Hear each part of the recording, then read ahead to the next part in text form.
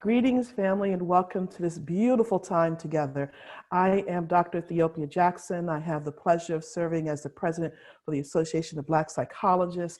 We want to be very clear that at the time that we are gathering for this moment, our world, once again, is dealing with the racial pandemic. As people of African ancestry, we've been dealing with seen and unseen pandemics for years, and it is more abrupt now than ever.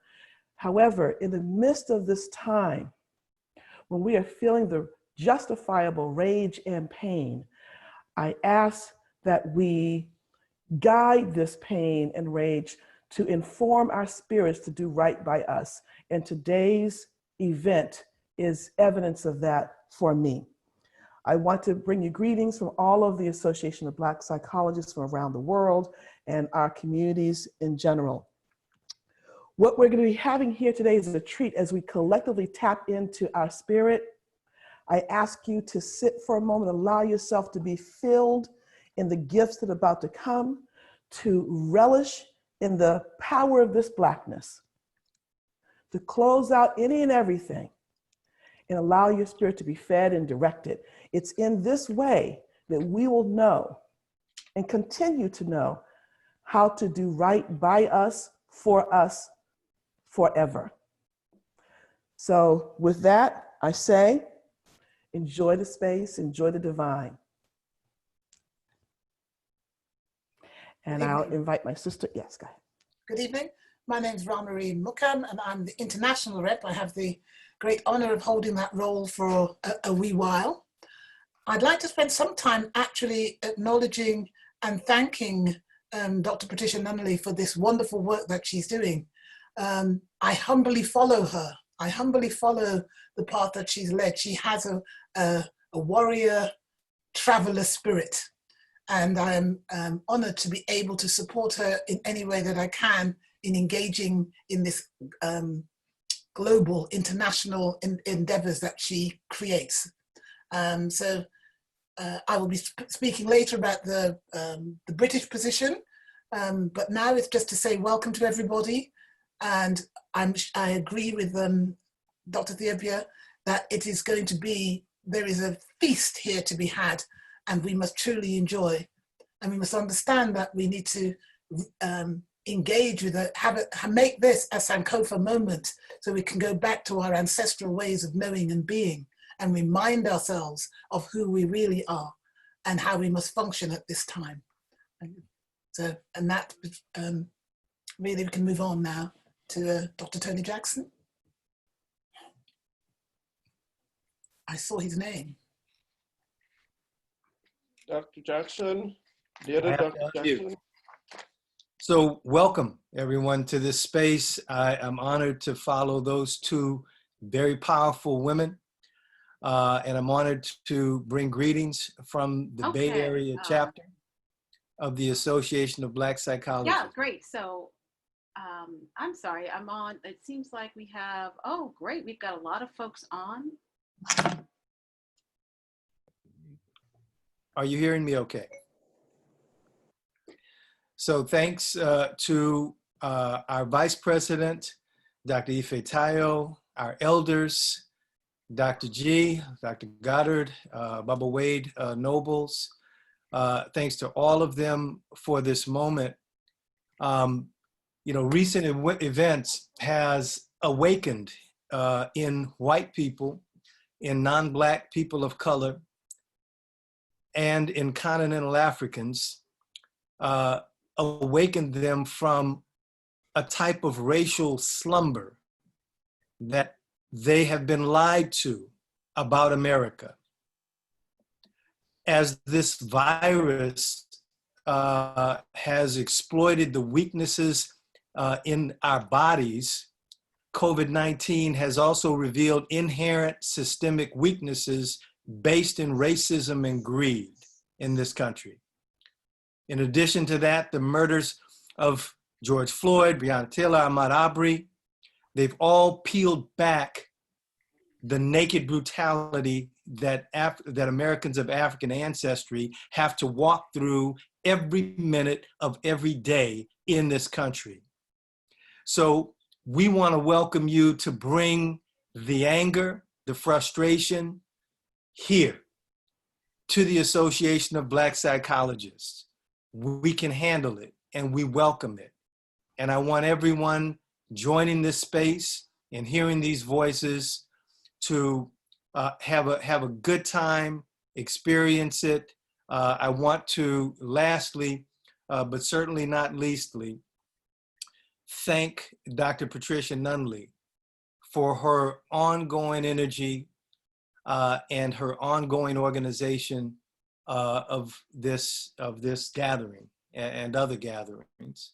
With that, I bring you greetings from the board of the Bay Area chapter of Association of Black Psychologists and from its members. Thank you. Greetings, everybody. We're back. This is Black by Design Part 2. I am one of your co-hosts, Dr. Ife Tayo, and we have our illustrious Dr. Baba Goddard. Want to say hello to the people? Hello, everyone. This is Dr. Goddard, Elder Goddard, Dr. G. Dr. G. And I'm one of the co-hosts of the of this webinar and an elder of the Bay Area chapter of ABSI. Welcome, welcome, welcome. And we want to thank you all for taking time to join us in this occasion. So without further ado, we'll have Sister Ifitayo do the opening libation. Thank you, Dr. G. To all our viewers, ABSI is here. We're live on Facebook. Please comment. Our program will last about 2.5 hours. We'll be updating you along the way. We have about 3 different segments that you're going to be able to participate in and enjoy today following our libation opening. We'll be talking about the joy and the pain of Blackness. We'll be talking about African identity, African art, African wellness, and connecting to our comrades all over the world in the diaspora. We have some amazing speakers lined up of all ages and all backgrounds. Please stay live with us. Tell your friends. We are Facebook Live ABSI starting now. Black by Design, Part 2, the Diasporic Experience. We're going to start with the libation in our traditions and the traditions of ABSI and the traditions of our people. We pour water to the earth so that the spirits of our ancestors will join us today, so that our collectivism will have power on this day, so that our intentionality that now in the moment that we have come together to speak, to love, to share, and to be self-determined, it will have ashe and it will have power. So if you could join us now, I'll be pouring some libations in the name of all of our ancestors, and you can say ashe, asheo for all the things that you want to affirm. In the name of the Creator, in the name of the divine, in the name of the divine spirits in the earth, the guiding spirits, our guiding ancestors that have allowed us to live, that have allowed us to thrive throughout human civilization. We give thanks to them from the beginning of time to now, ashe. Ashe. We give thanks to our ancestors from the north, south, east, and the west, ashe. The ones Ashe. who have remembered our traditions, the ones who have protected us, the ones who have been learned, the ones who have cared for us, who have healed us, who have fed us, for our sisters and brothers who have been the lookout people for us. We give blessings in ashe right now. Ashe. We give blessings to all our revolutionary leaders, to all of our people who have had heart and who have courage. We acknowledge our ancestors and we acknowledge them collectively so they may hear our divine voice and they may be a watching force and a protective force for us all around the world right now, ashe. Ashe. We ask that as we have come together on this day in good spirits and in light and in love, that our actions will not be in vain, that everyone will have a message and everyone's message will be heard, that our collective activism and our collective works will impact the world for years to come, ashe. Ashe. We give thanks to all of our leaders, to all of our teachers, our mothers, our brothers, our sisters, to everyone living and in the spiritual realm that have divined this mission for us to be destined for greatness. We bring light and love to all that is ours, and we will be victorious forever. Ashe. Ashe. Ashe. Ashe. Ashe. Ashe. Greetings. I am Dr. Vera Nobles, the first daughter of Vera L. Wilson Sapenter and Nolan DeMoultrie. My husband, Dr. Wade Nobles, co-founder and past president of ABSI, asked me to present the KwaZulu Laws of Being Human. So this is an early example of being Black by design. Izaga, I am of value. I have all the power to be what I want to be. There is glory in being human, in being a self-defining value. My name is man. My name is woman. I formed myself from my mandate. My mandate was the law. I entered earth as an act of will. I came to realize the promise of being of value, to realize the glory of being human, to discover more satisfying dimensions of being a person. I am not alone. I have never been alone. I shall never be alone, for I am a cluster. I am father, mother. I am the cluster of phenomena which constitute me. I am father, mother, child. I am the past, the present, and the future. I have no beginning and no end. I am the geodesic circle in which father and mother merged to become me. I extend myself into the child. I am the brick out of which society is built. I am the eternal person. I think and do, I describe myself.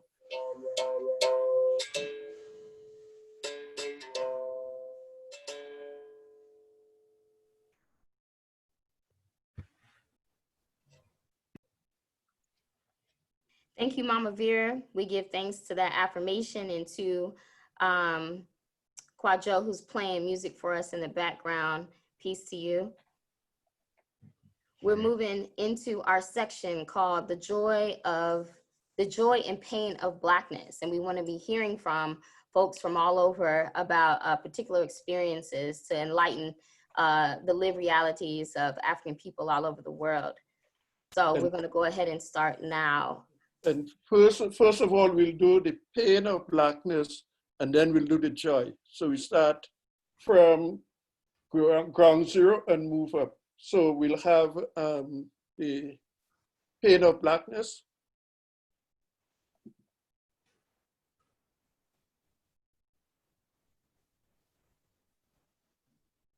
Do we have Makulu with us today?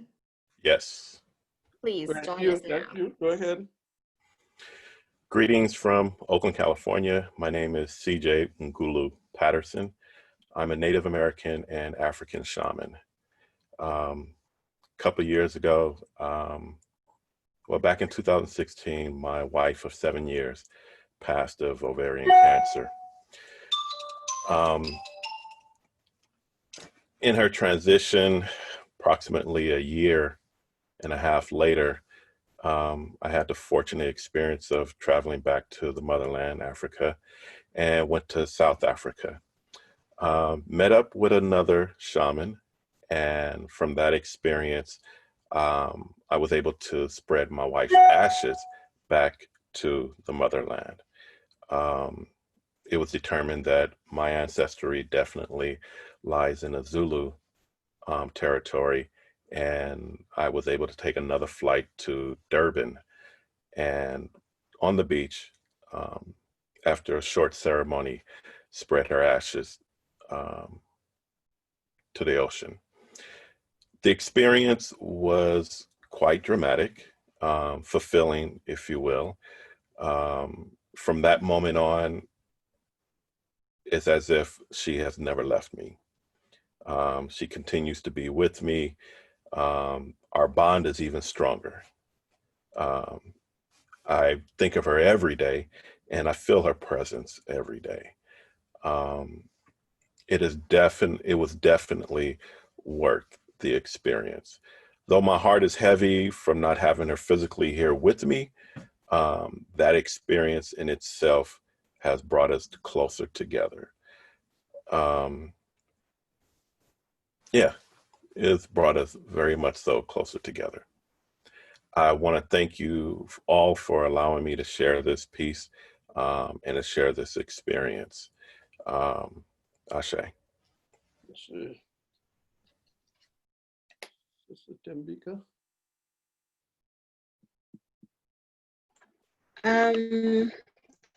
Good afternoon and good evening to everyone. I am Tembeka Problangwe. I'm a South African who grew up in Soweto, Snawane. I'm currently living in San Francisco, California, and have been since September 2019. I have always had a love for traveling, and I believe it's because I always knew I could go back home whenever I wanted to. That is why this pandemic and the resultant lockdown has been especially challenging for me. So much has been happening back home, and not being able to go and be with my family gave me a serious case of homesickness, especially at the beginning of the lockdown. So I came to the States as an au pair and have been living with a wonderful family that has been incredibly supportive and kind. But even then, when everyone was starting to gather with their loved ones and supporting each other through this difficult and scary time, I was just here feeling and looking completely out of place. I never told my family because the last thing I wanted was to stress them out even more. And also, they watched the news and they knew how bad it was over here, and they constantly checked in on me. The coronavirus hit South Africa a couple of weeks after the USA lockdown, and soon after, they were in lockdown themselves. My grandmother had a bad fall a few days later. This was for the second time in less than 6 months. Shortly afterwards, I learned that she broke her pelvis as a result. She's 84 years old and with a couple of pre-existing conditions, and she needed surgery at a time when the hospital was not the safest place to be because of the virus. So yes, I was terrified. I have an extremely strong connection with my family, and before her fall, I had a dream foretelling the accident. I just didn't understand it at the time. Her surgery was postponed twice due to a cough and a weakened immune system. What made things worse was that no one was able to see her for 2 weeks due to the lockdown, and I was worried that she might be feeling confused and lonely while in all that pain. They could only check in on her by calling the hospital, and sometimes the phone would not even get answered. It was a truly stressful time, and my heart felt so heavy. I was constantly stressed and constantly praying to God to heal her and not take her away just yet. I kept thinking of when I left and how I told her about how I'll be back in time for Christmas to see her again. Every time I spoke to her, she would ask me, when am I coming back? And I'd remind her that I'll be back in time for Christmas. And by God's grace, her surgery was a success. And a few weeks later, she returned home. But a short while after that, I got news that my grandfather was stabbed to death, by a psych patient in hospital. He was stabbed at least 16 times on the chest, on the neck, and the arm using a curtain hook. He was admitted in hospital for asthma treatment, and the hospital mixed him with the psych patient. And furthermore, he was due to return home in a couple of days. Back home, there are two main events that bring the community closer together. It's weddings and funerals. Because my grandfather was not home when he passed on, they had to retrieve his spirit from the hospital and bring him home. With funerals, the community shows constant support to the family every day until the day of the funeral, helping however they can. And we call this ukduduza or esililweni, which means to comfort. The day before the funeral, the body of the deceased is brought to their home, and everyone comes and helps with things like preparing the vegetables or pila and cooking the food for the funeral. In the case of my grandfather, they were supposed to slaughter a goat because he's an elder, and our culture requires us to do so in order to reunite him with our ancestors. Sometimes there will be an all-night praise and worship, as well as sharing stories of the deceased. This is also called umlindelo. All this does not take the pain away, but it helps knowing that you're not alone and that the person was loved by not only yourself, but the community at large. Because even though there is I in community, it is still embedded in unity. Due to the lockdown, however, this could not be done for my grandfather, which was really sad. I missed my family and I felt disconnected from everyone. As if that was not bad enough, I learned that my uncle fell and sustained an injury. Both his tibia and fibula were broken. He was in hospital for 2 weeks and could not get any visitors, also due to the lockdown. It was like dominoes, and I felt like I felt helpless. But thank God for technology, because that is what has been making what would originally be an unbearable circumstance a little better. Although I'll be the first to say that it's not the same as physical presence, and the 9-hour time difference sometimes serves as an obstacle. However, the fact that I can still talk to my family and try and be there for them as best as I can and help, it helps with the feelings of loneliness and hopelessness. The ability to video call my parents and sisters and to see and talk to my grandmother and my uncle and to be able to support everyone even from 10,000 miles away makes my days less longer and a little happier. I talk to my parents every day and we talk about everything, but we mostly talk about God and the Bible, and that is all I need basically for my soul to be refreshed. Though this has been a difficult time in my life, I know it does not compare to what my family has been going through, and I take incredible comfort in knowing that I'll be seeing them again soon. And yeah, that's my story. Thank you. Thank you so much, Tembeka. That was beautiful, and we hold space for you sharing your story and the consequences of experiencing loss through COVID. We want to invite Dr. Nyambi Hall Campbell now to add more to this conversation.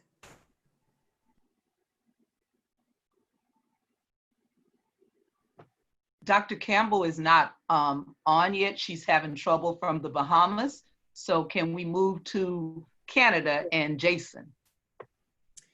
Okay, so we're moving right along to actually Black Love, and we're starting with Cindy, and that will be followed by Drs. Art and Narissa. So Cindy, you are on and you are with us. Give thanks. Hi, everyone. Thank you so much for being together, for this gathering together. Let's talk about the celebration. From my perspective, as an islander, the celebration and the pain of being us in the US. This is a journey with dichotomy and controversy, pain and joy at the same time. I grew up on the island of Guadeloupe. I'm French Caribbean, I'm African Caribbean, I'm Black. And I grew up surrounded with pride, with excellence. And I did not need to look for acceptance, for appreciation, for affirmation from society. Let me put it this way. Everything good around me, everything positive was Black. I did not need to have the concept of representation. I was represented and I was free to be me. And with this background has shaped the way that I carry myself, the way that I see others looking like me and those that do not look like me. This shaped me to see myself in others. But the American experience takes that innocence away from you, that freedom away from you. And now it's replaced with fears and burdens and the risk factor of being who God created you to be. That's not normal, but that's the introduction of our journey here. So now the Black awareness is the introduction of the experience of pain. And when America sees a Black man, I see myself, I'm human. When society see a bomb in the street, I see myself, I see my uncle. When Amo is hunted and gunned down in the state of Georgia, I see my brother who is the same age and who jogs in the city of Paris. When George Floyd is on that ground being murdered, that's me on the ground. I see myself in them, and that hurts. So this experience is painfully exhausting. So now I'm not trying to look away from the racism that we face in France or in Europe more specifically.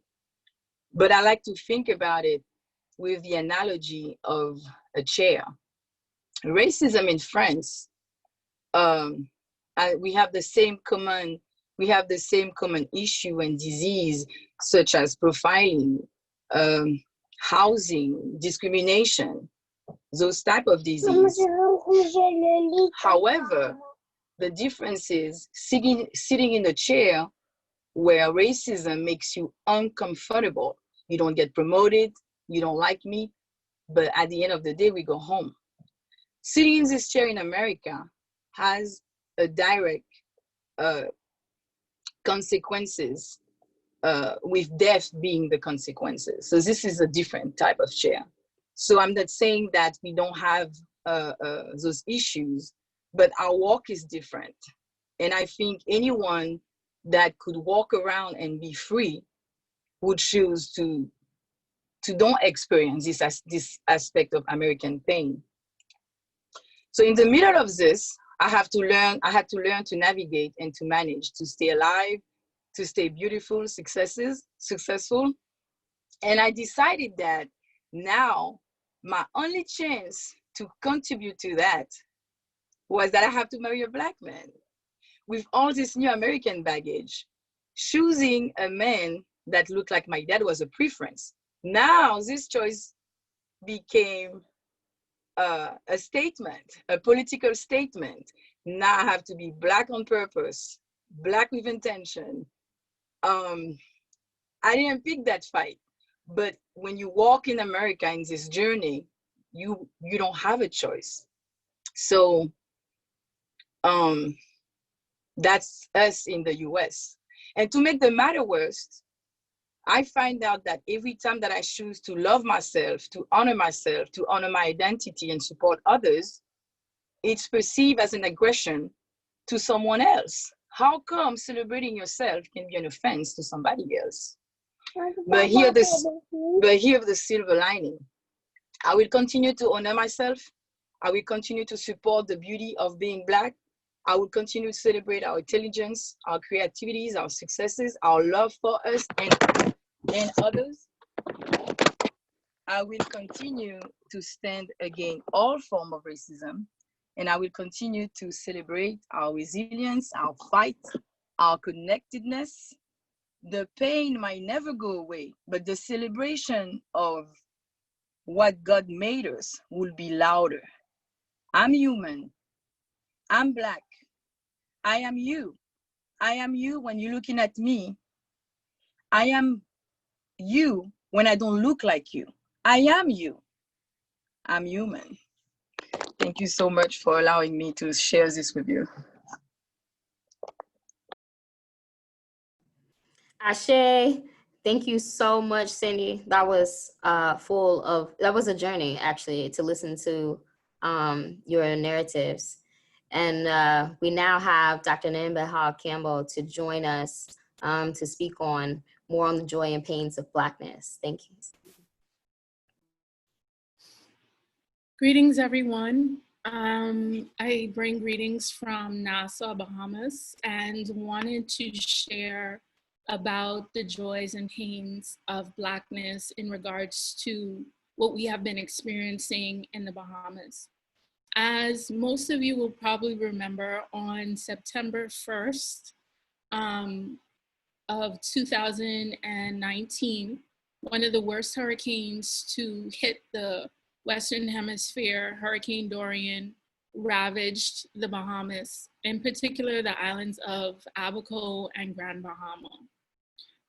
We watched here in New Providence helplessly as the water rose and covered the bushes, and then rose to cover street signs, and rose to eventually cover roofs and buildings of homes. Many people lost their lives, the total number of which we will never completely know for a plethora of reasons. But their bodies were simply washed out to sea, and there was no way to retrieve them. And they will just remain memories in the lives of those that they left behind. This includes women and children and men. So it was a really devastating event. And our country really didn't have time to completely mourn from it when this pandemic hit. 4 Bahamians have lost their lives to the coronavirus. I'm sorry, 9. And one of the first things that happens, kind of ironically, when we think about the water, is that once the country was placed on lockdown, we could no longer go to the beach. So in one tragedy, it was the water that took us away. And in another pandemic, the healing power and the blessings that we get from the water, we weren't able to access. And so all of this actually kind of reminded me of the first time that I was able to go to Ghana. And on my first day there, I actually was by the water. And I realized that the Atlantic Ocean that I was experiencing on that side of the world was the same Atlantic that I saw every day, that I see every day now. And so as African people, the water represents so many things to us. It is healing, but it is powerful. And so we therefore respect it. It means so much to us in the Bahamas as a source of life. But with Hurricane Dorian, many people still experience the trauma of what the water brought. And so one of the things that we were able to do with the Indaba organization that I work with was to hold, and before the lockdown, we just held libations on the beach in honor of those that lost their lives in Hurricane Dorian. And since the lockdown, we've been able to do virtual libations, so still meet with the power of the water, helping us to heal us and bring us together. Thank you.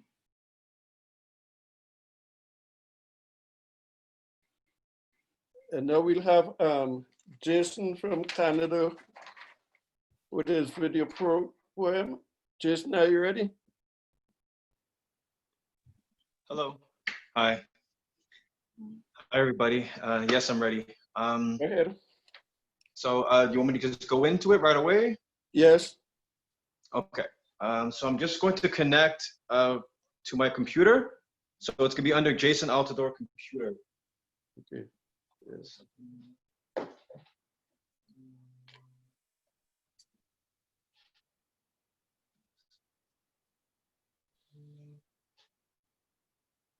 Here we go. Everybody can see that? Yes. Dear God, can you hear me? I know I've sinned, but I didn't deserve to be pinned on the neck. This whole system's a wreck. I can't breathe. What if a black man... Jason, you might want to stop and start over. Jason, yes. Start over. We don't see it. Okay, hold on a second. Yeah, you have to play it.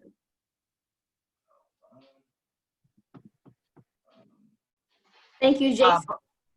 Mama Goddard, go ahead and I'll help him. I'll help him tell him how to do it. While he's getting ready, we just want to invite and welcome everyone who might have just joined us for Black by Design Part 2. This is ABSI, nationally and local, providing space for celebrating the life of African people in the diaspora and addressing our joys and pains. And we'll be having Jason with us momentarily. Thank you so much. Please give us live feedback in our Facebook chat, and we'll be checking right back in on you. I'm Dr. Ife Tayo, live with you with ABSI here today. And we'll have, while Jason is coordinating, Romary, could you go ahead and do your piece? And mute yourself. Yeah, hi, welcome back again, thank you. I'm gonna talk a little bit about the experience here in UK. When we were talking yesterday, I said something and Dr. Theopia Jackson actually, I think I may have unconsciously stolen your thing about living while black.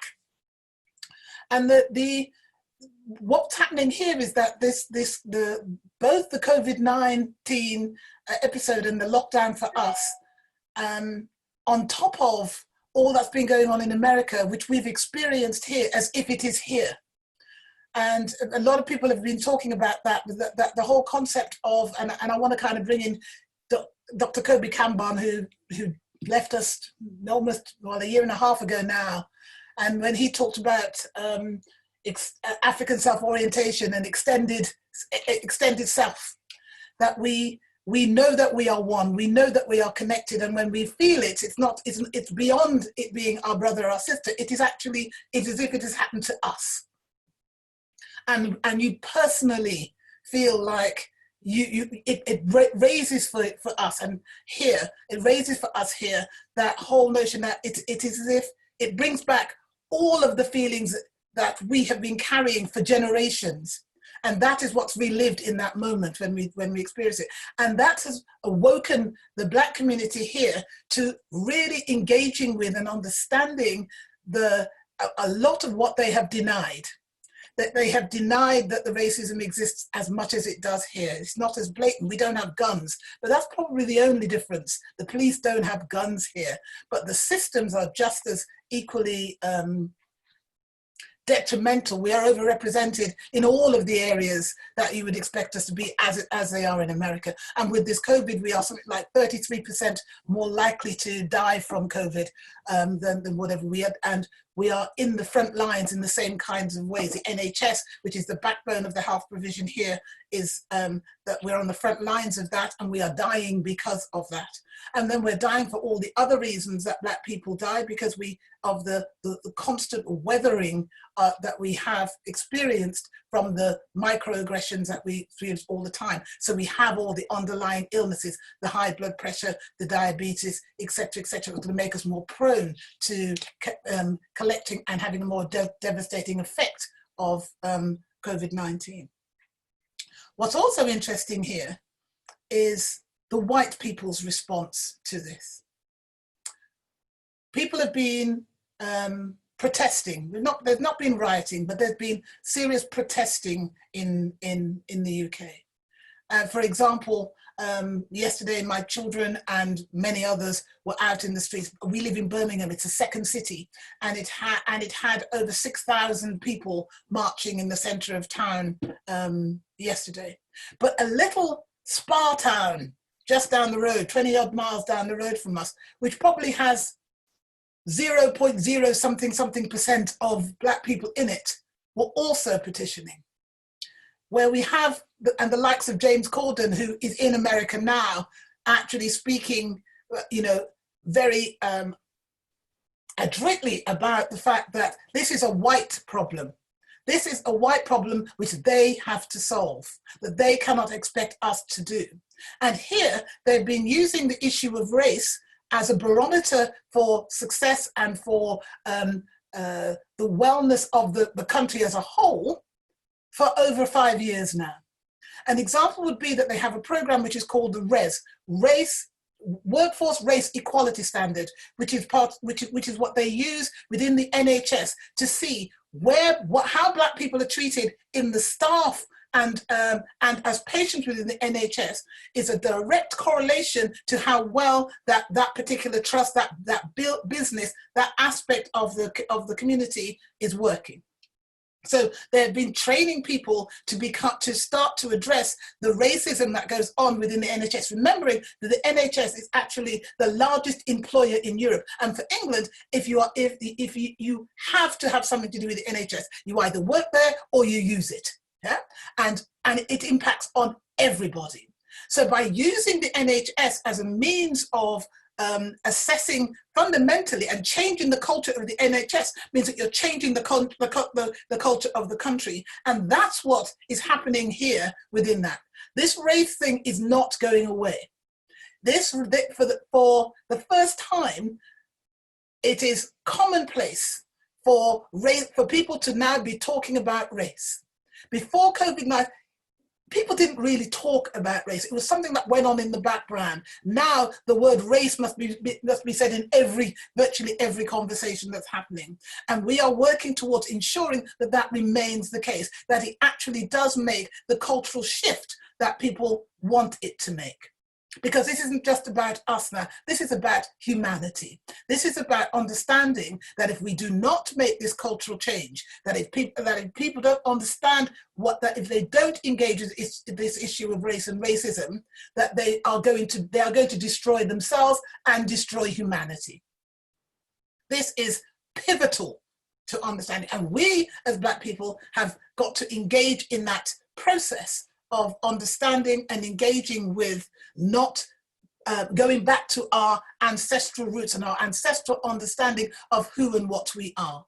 So all the kinds of work that we're doing is looking at developing for the Black community concepts of things like race resilience, getting people to really batten up and understand that their identity as an African is a warrior shield against the harsh realities of the racist society.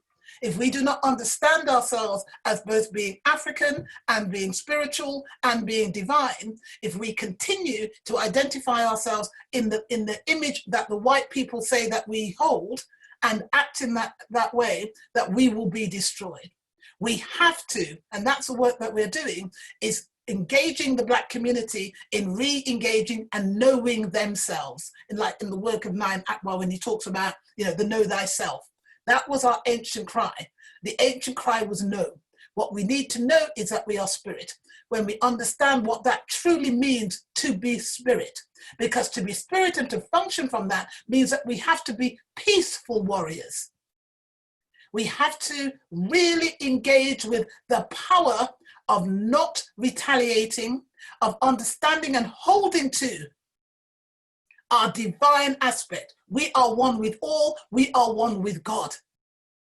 And if we understand that and truly work with that essence of who we are, and that's the underpinning of the Black psychology. Black psychology, the Association of Black Psychologists, is founded on those principles of Ma'at, those principles of loving and sharing and balance and reciprocity and all of those things which come out of a knowing and a peace.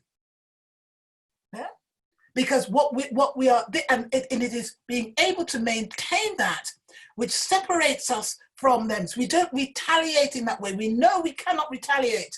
And it's not about being passive and not, it's about being still enough to be truly powerful.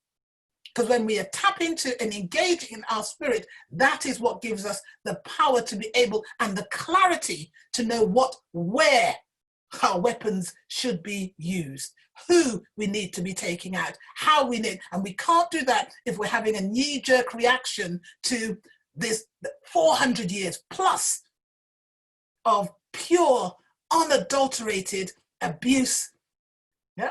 Intergenerational abuse. We have to be able to hold that, and that takes true spiritual power. And that's the work that we are engaging our community in, to be able to step away so that we are not damaged by constantly seeing and engaging in the negativity that's being thrown at us. Because we have to take that higher ground and lead the way, be the light that shows how humanity is meant to function. And we're making some headway in that area at the moment.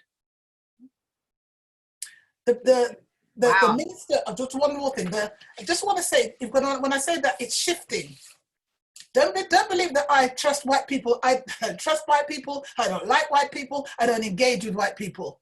I don't. And I have the privilege of, even though that we're a very small percentage in England, but the way that I've set up my services and my organization is, I don't have to talk to white people for year on year if I don't want to. Because all my clients, all the staff I employ are Black, all the people that we work with are Black, and so forth. I only speak to them if I need to.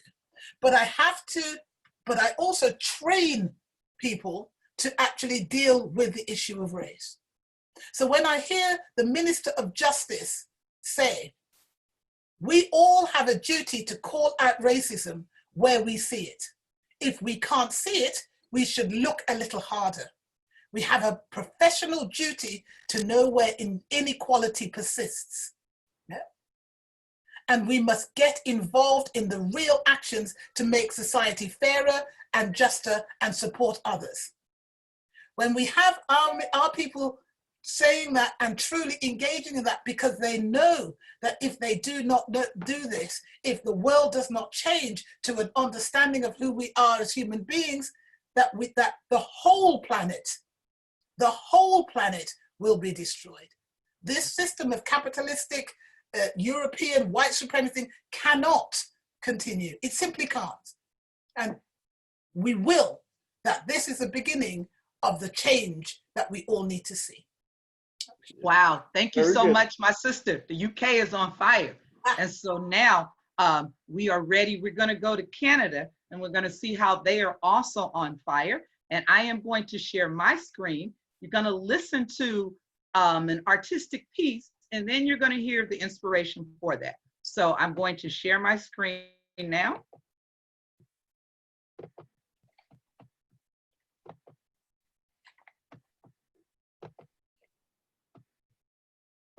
Here we go.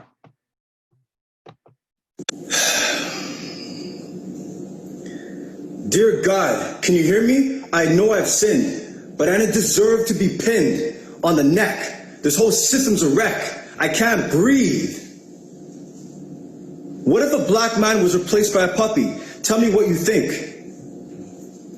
What was that? Animal abuse? That's what I thought. Let that sink. Please stop killing us. No, it's not okay, but I'm afraid it is. Disguise of the man in blue, they shoot and don't ask questions. Oh, I thought you knew. They also put you in a chokehold and say it's necessary. Then you're lying 6 feet under in the cemetery.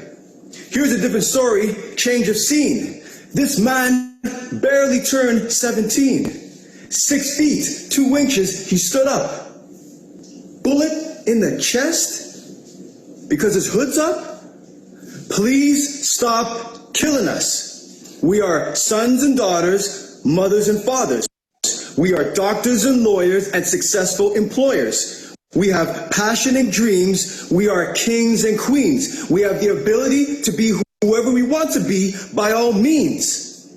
They want to break us into pieces, but we'll never shatter because we are black and our lives matter.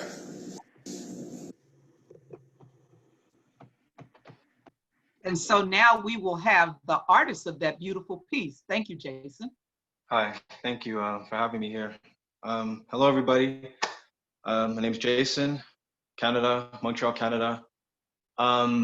So again, you know, there's a lot of emotion, and it's still, every time I hear it, I just keep thinking of everything that's happening and been happening.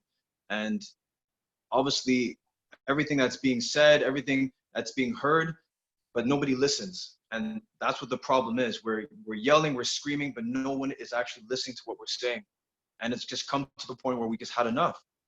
And that is the breaking point. And it's too bad that it reached that point in order for all of this to happen. Like, they need to wake up. White people need to wake up.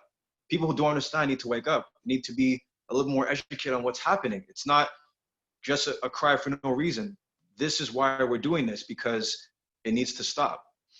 So the inspiration came from many ways.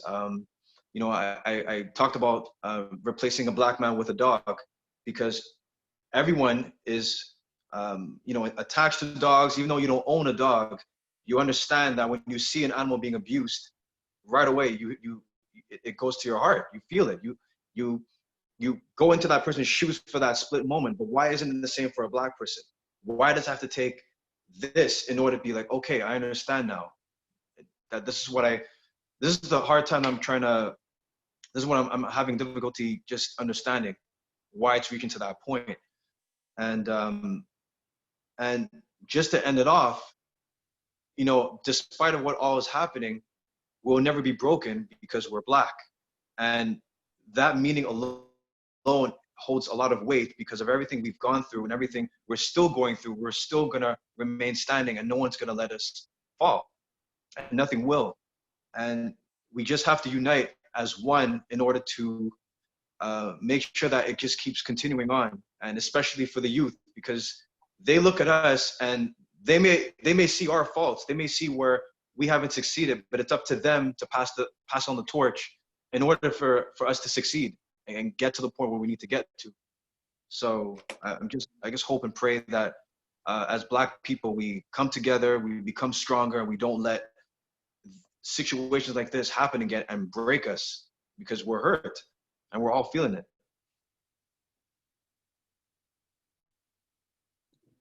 Thank you, Jason. Excellent. I'm going to share, Lawford Goddard, I'm going to share a piece that was posted on Facebook on Tuesday of this week. And so bear with me while I read. My sweet boy can't breathe tonight. He couldn't breathe last night. It's gotten worse every day for the last few weeks. His adenoids have grown back. His tonsils are huge. And I listen to him grasp for air each night. He tries to breathe, so I cannot sleep. I listen to him gasp for air in his bed, and I can't bring myself to sleep. He calls out to me often when he gasps for breath and falls right back to sleep.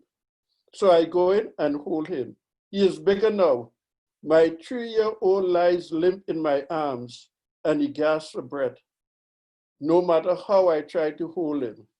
It's torture to listen to him struggle for something as simple as his own breath. And so I think of how the spirit of George Floyd's mother likely held her baby boy as he lay there, not able to breathe. What she might have screamed, how she might have cried, how powerless she might have felt watching the boy's life torn from him by an oppressive society as he called out her name. He cried for her, for change, to be seen by anyone, to be spared. I hold my own baby and cry for all mothers of Black children and the fear they feel every day. A simple surgery may be the answer to bringing breath back into my baby boy, but he is not safe. My girls are not safe. Their daddy is not safe. My babies may have lighter skin, but they are still Black and white, and whatever label is chosen for them, or hopefully by them, as they walk through life belonging to every group and no group at all. So I sit here watching the news and the world crumbling around me, and I hope it doesn't all fade away in a day or two. I would like peace, sure, but this conversation is not over. It will never be over, because talking about it is a powerful thing. It keeps it in our hearts and minds as we live every day. Stop saying you don't see race. We all see it. To see it means you give a person's identity space to breathe, to live, to be proud and strong. To say you don't see race is smothering a person's identity. Stop that narrative. Create a new one where we see people, love all people for their differences, not in spite of them. So this is a piece posted by my daughter-in-law talking about my 3-year-old grandson, who is due for surgery to have his adenoids and tonsils removed, and that would allow him to breathe. But George Floyd can no longer breathe because of the oppressive nature of the society. And so we move on to the next section, which is the celebration or the joy of Blackness. And we'll have Art and Narissa speak. Hey, good afternoon, everybody. Good evening or good morning to other people around the world, right? I'm Art Harris. This is my wife, Narissa Harris, our daughter, Faith. And we get the awesome opportunity to talk about the joy of Blackness at a time where Black folks are under attack. Right. And so we're talking about not just the Black family, but the perspective of being a Black business. And so we want to talk about how we are functioning right now. We'll get some background of how we got here and then really where we're trying to go. as stated, I'm a licensed marriage and family therapist. My wife's a licensed marriage and family therapist. I'm also a school psychologist, and I've spent time working in the school districts where I would still work as my primary day job. And I spent time working in agencies, and she spent time working in agencies. And as we grew our family, we're like, we need to get to a spot where we can be professionals, raise a family, start a family, and not spend all of our time in a business, have time for each other. But as you see right now, families and businesses are under attack with COVID-19 and more racism out here in our area. We're in the Bay Area, when we run our business primarily out of Richmond, and we see businesses being under attack. We see Black businesses being under attack. Already before COVID, people were shutting down, but with the riots and protests, you see people particularly targeting Black businesses. And so our talk right now is to keep our mind on how to navigate this process and still make it a real business moving forward. And my wife, she'll share more of how we got here. Yeah. And so, hey, everybody, I'm Narissa Harris. Like my husband said, this is our little baby Faith. And, you know, how we got here is from a business perspective, we both worked at agencies, you know, and as Black people, we know how difficult that can be working in a Eurocentric environment when you're working with your people and it doesn't fit into this peg hole that they're trying to fit you in. And so just getting to a place where we were looking at what works actually for our people, what systems do they have in place that work that we can then take and actually use for ourselves in private practice and implement and put a spin on. And so that's how we kind of started building our private practice, both of us doing it as sole proprietors, and then more recently after we had our baby, doing it more of a corporation and coming together since we're both therapists. And how we got here as a family is just by the grace of God, seriously. That's the reason our baby's name is Faith. I never can tell my story as far as a woman and being a mother and not pretend like, oh, we just decided we were going to get pregnant and that happened, because that's not our story. You know, 3 miscarriages later, here is Faith. And it really took literally faith the size of a mustard seed to have this baby, even down to labor and delivery. And so with that, we want to be able to be grateful and have her and raise her to be able to know that you can kind of do some things on your own and you can start your own business. And the hope is that she can take over our business at some point and set herself up financially, but also just to see Black excellence, and that you can do whatever you put your mind to. You know, there was a lot of subtle, passive attempts at discouragement when these agencies realized that we were about to get ready to leave. And if we had have listened to that, we probably would still be working under those institutions, but that's the joy and the strength of Black excellence.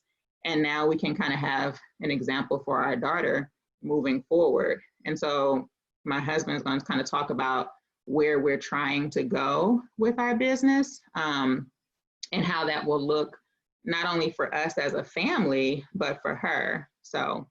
Right, because with what we do, we want to be a model of how you can come from a place. We're both from Oakland. She's from East Oakland. I grew up in North Oakland, and I've lived in East and West Oakland and South Hayward. We come from the hood, and families where our mothers were single trying to make it. And so we got examples of hard work.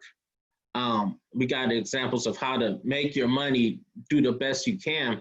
But in our communities and in our families, we never really got that example of how to be a business and how to really be business minded in a way to where you're not just a slave for another man's organization. And so in the work that we do, it's really about trying to focus on a perspective that's authentic to Black people and that's true to what it means to come from a place that's really culturally centered.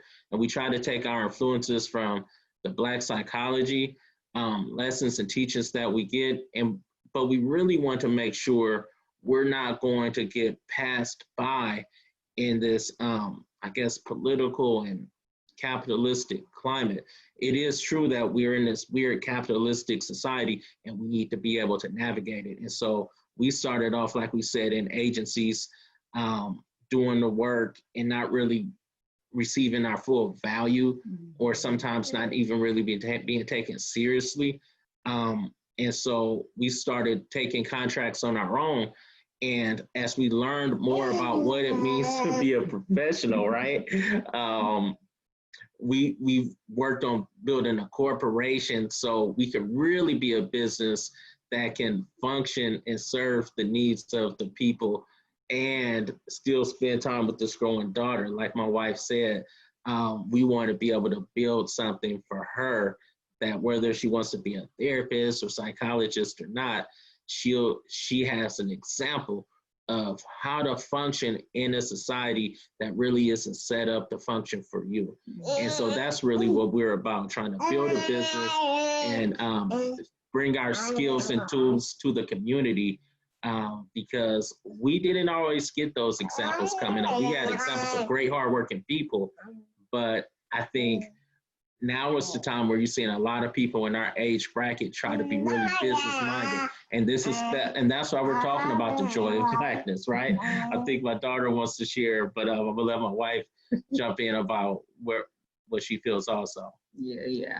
And I agree with that. And I think while doing this and trying to be more business minded, it's also about making sure, like we both are saying, being able to spend time with this little blessing of joy and making sure we are hardworking, but we are not falling into this trap of like this uber strength that everybody looks at for Black people to have, especially for me as a Black woman, not falling into that Black girl magic trap and that strong Black woman trap and that super Black woman trap. You know what I mean? It's very easy when you work for yourself to try and be like, I'm gonna do everything. But, you know, as Black people, that's how we end up, you know, having some kind of breakdown. And so it's about balance. I don't believe is a real thing that actually exists, but it's about prioritizing and making sure you prioritize family, you prioritize time for work, you prioritize time as a couple, you prioritize time as a business. And sometimes those things,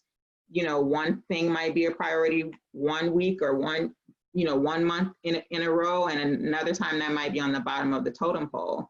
So just really trying to step into our Black excellence, but at the same time, you know, valuing the here and now moments.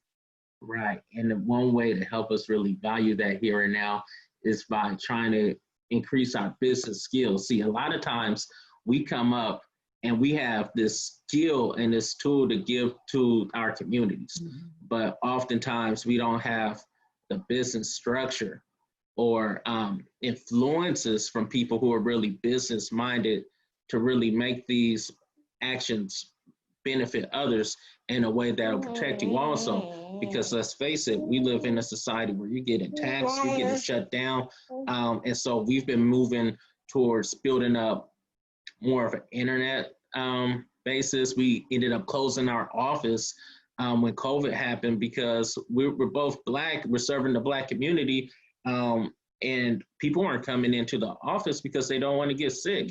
And we're not going into the office, we don't want to bring the sickness home. Plus in our county, a lot of the offices got shut down. And so moving to the internet, it kept us going. So when people went to our mall area and destroying the businesses and destroying the office spaces, they can't destroy what they can't touch. And so we moved most of our business online, from trainings to therapy, write-ins, podcasts. We're really trying to survive in these times despite all of the attacks on us. And that's really who we are and what we're about. Thank you. Thank you Thank for having us. Investment about Black business during the time of now, and how your struggles led to triumph. We give thanks to you and the baby. Hey, baby. So for people joining us, we're so excited. This is ABSI National, and we have more guests, more artists, more speakers to come. We're lifting up Black joy and Black pain in the time of now, hearing the voices of folks from all over the diaspora. Right now, we're transitioning into some youth speak. Youth, where y'all at? We have Black Brilliance right here with us, and they're gonna share. We're starting with Graduate student, Ariel Rainey. All right. Hi, everybody. My name's Ariel Rainey, and I am a graduate student at the Colorado School of Mines, where I just graduated with my Bachelor's of Science in Engineering. Colorado School of Mines is out in Denver, Colorado, which is a predominantly white area, and I'm going to be talking about my experiences of just being a Black student at a predominantly white institute at PWI. And so basically, I know there's the obvious negative, right? The definite cons of this experience, just the cultural differences that you have to face in these spaces, the racial insensitivity that comes up when certain topics are discussed, and just the lack of connection because we come from different backgrounds. And so, I feel like that is typical of any experience in a space where you are one of few Black people, if not the only Black person in a predominantly white community. And so that's not unique to the college experience, but that's definitely the cons of what I felt going to Mines. Mines also has the added layer of being predominantly male. So it's mostly young white males who go there, and I'm a Black female. So you have that whole bias too with gender. So I think that the negative has definitely been obvious, but the way I've been able to just cope and adjust with that is really seeking out those Black spaces that do exist for the most part, if not all, but most PWIs. And though they may not be formally organized, I think it's just important to seek out that Black community, no matter how small it is, so that you do still have that camaraderie and you have people who understand you, and you can feel that sense of Blackness even in a space where you're around mostly white people. But I do want to shift gears a little bit, because I know I'm in the joy of Blackness, and I want to talk about some positives in my experience too. And I think one of the biggest ones for me, or at least what I hope has come out of my experience, is being a Black student in a mostly white community. I hope that my presence there has shut down negative stereotypes, has changed racial biases that white people who go there may have about Black people. White people who haven't grown up with being around many Black people. What I hope my presence there does is show them a piece of Black eloquence, of Black brilliance, of Black intelligence, and that's something that they can take away. Of course, the ones that are open to it, I know in any white space you're going to have your people who don't want anything to do with Black people. But what I hope that experience has carried over to my white counterparts is a chance to see, that there are Black people out there, and that we're doing good things, and that we're excelling, and that we're intelligent despite the biases and the stereotypes that they may have grown up around. Another positive thing that I hope it brings is being another Black face for new incoming students that are Black. Unfortunately, not every state has an HBCU. I wish it did, but out in Colorado, if you want to stay local, you're going to end up going to a PWI. And so I think it's helpful being a Black student here for other Black students who want to come in and they see that there is a community, there is a presence here. I get so excited when I'm at events for incoming freshmen, or I'm doing STEM events for young students, and as a Black female, I see other young Black females that I can be that face, and I can show them, that we're here and we exist, and that there is a space for them at this PWI. And basically, just to wrap up, I feel like for my own personal benefit, and it's sort of bittersweet and probably a bit controversial, but I think that it's kind of allowed me to feel better about being in predominantly white spaces. I think it could be a bit of a culture shock when you're in a STEM major and you go into the workforce, where you will be in a lot of predominantly white spaces. Having come from a college experience that's already like that, I feel like I've already learned how to gather identity and my sense of Blackness and my comfortability, not worrying about, oh, am I making a good impression, or, oh, are they judging me? I feel like I've already sort of solidified that in myself for when I do enter the workforce professionally. And so I just think that that's one sort of benefit that I've gathered out of being at a PWI. So just thank you all for letting me share. Wow, thank you so much, Ariel. So guess what? We actually had one other Black engineer student, and she could not be with us because she's actually in class today, and she's probably in class right now. So what I want to do is quickly just give her a shout out. I promised her that, and I'm going to share my screen so you can see her. Let's see. Okay, so her name is Skylar Latson Gray. She's a junior, and she's in chemical engineering. And this is something that you can find on the internet about her. She's at Northwestern. I am the president of the National Society of Black Engineers. Interestingly, all NCBE presidents have been women during the past few years. Seeing women who look like me in higher positions is empowering. I volunteer at the Peer Health Exchange. We go into Chicago public schools and teach sexual health and mental health to high school students. We're near peers, not as adulty as teachers. We have honest conversations. It's very real. Now, this may be old because I'm sure Miss Skylar is doing all type of things, but I want to give her a shout out. Hey, Skylar, we love you. Thank you for being our Black joy. And with that, we have another young lady, and now we're moving into the high school because these were college students. So I'm going to mute myself, and Ms. Zara, I believe you're ready. Hi, my name is Zaria Ivory. I'm a recent high school graduate, and I'm here today to talk about what it's been like for me being a graduate during this time. So being a class of 2020 graduate has turned from a normal rite of passage to something that has caught the attention of people across the world. As a graduate during this time, things have been the farthest from normal. And for me and my fellow graduates of 2020, we have received so much love and support from people trying to make sure that we had something to celebrate our accomplishments. For me, being a graduate during this time has been really interesting.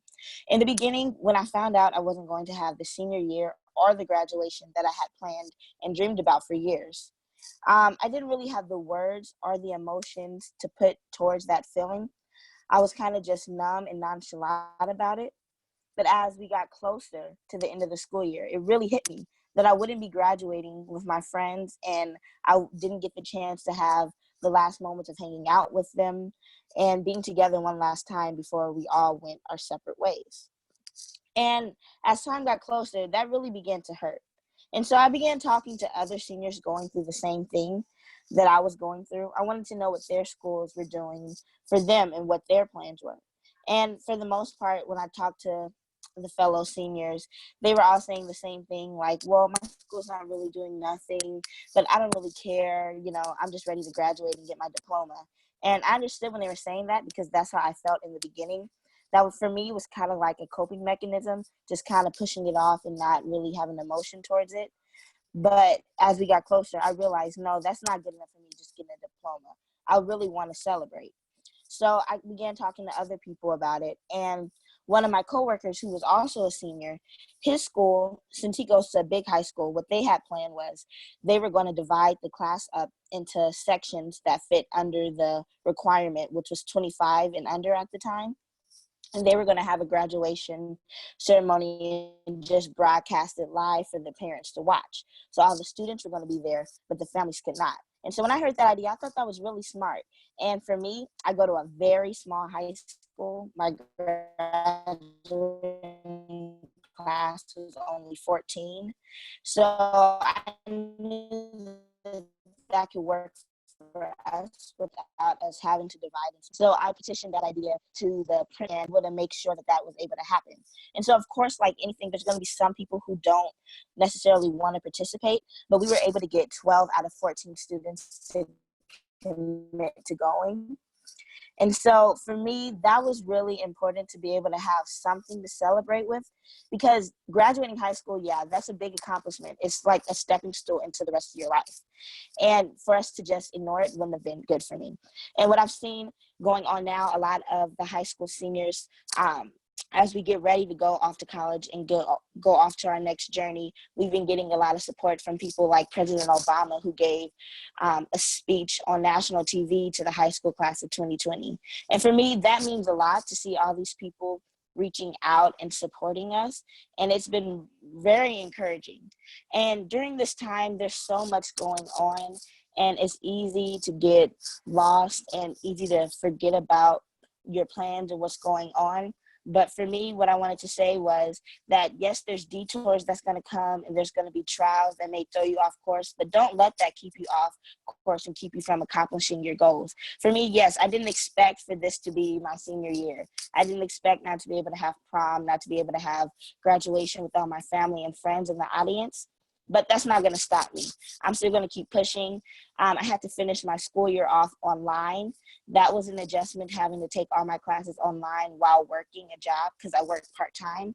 And I feel like that was a really good thing for me, because it helped me to prepare for college next year. So now I'm learning how to juggle my time and prepare myself for that. So even though there's detours that come, what I'm saying is to use those detours and let them be a way to further help you and motivate you to be better and to do better. And so for me, I learned how to manage my time. I learned some time management skills. I learned more about myself when it comes to things that I want to do, and making sure that I was able to get them all done. And when I look at the class of 2020, I don't see it as a sad time that, well, we graduated, we didn't get to be with our friends and family like we wanted to be. But I see this as something that you can learn from and that you can use for the rest of your life. So for me, I'm going to stay encouraged, and I'm going to use this whole entire time as a driving tool for the rest of my future. Thank you. Thank you so much, Zaria. We appreciate you. Class of 2020, still out here, still lit for the community. Yes. So now we invite our next speaker, Dr. Afia, to bring us some wisdom, some jewels, and maybe some herbs. All right. Greetings, everyone. I'm so excited to participate in this.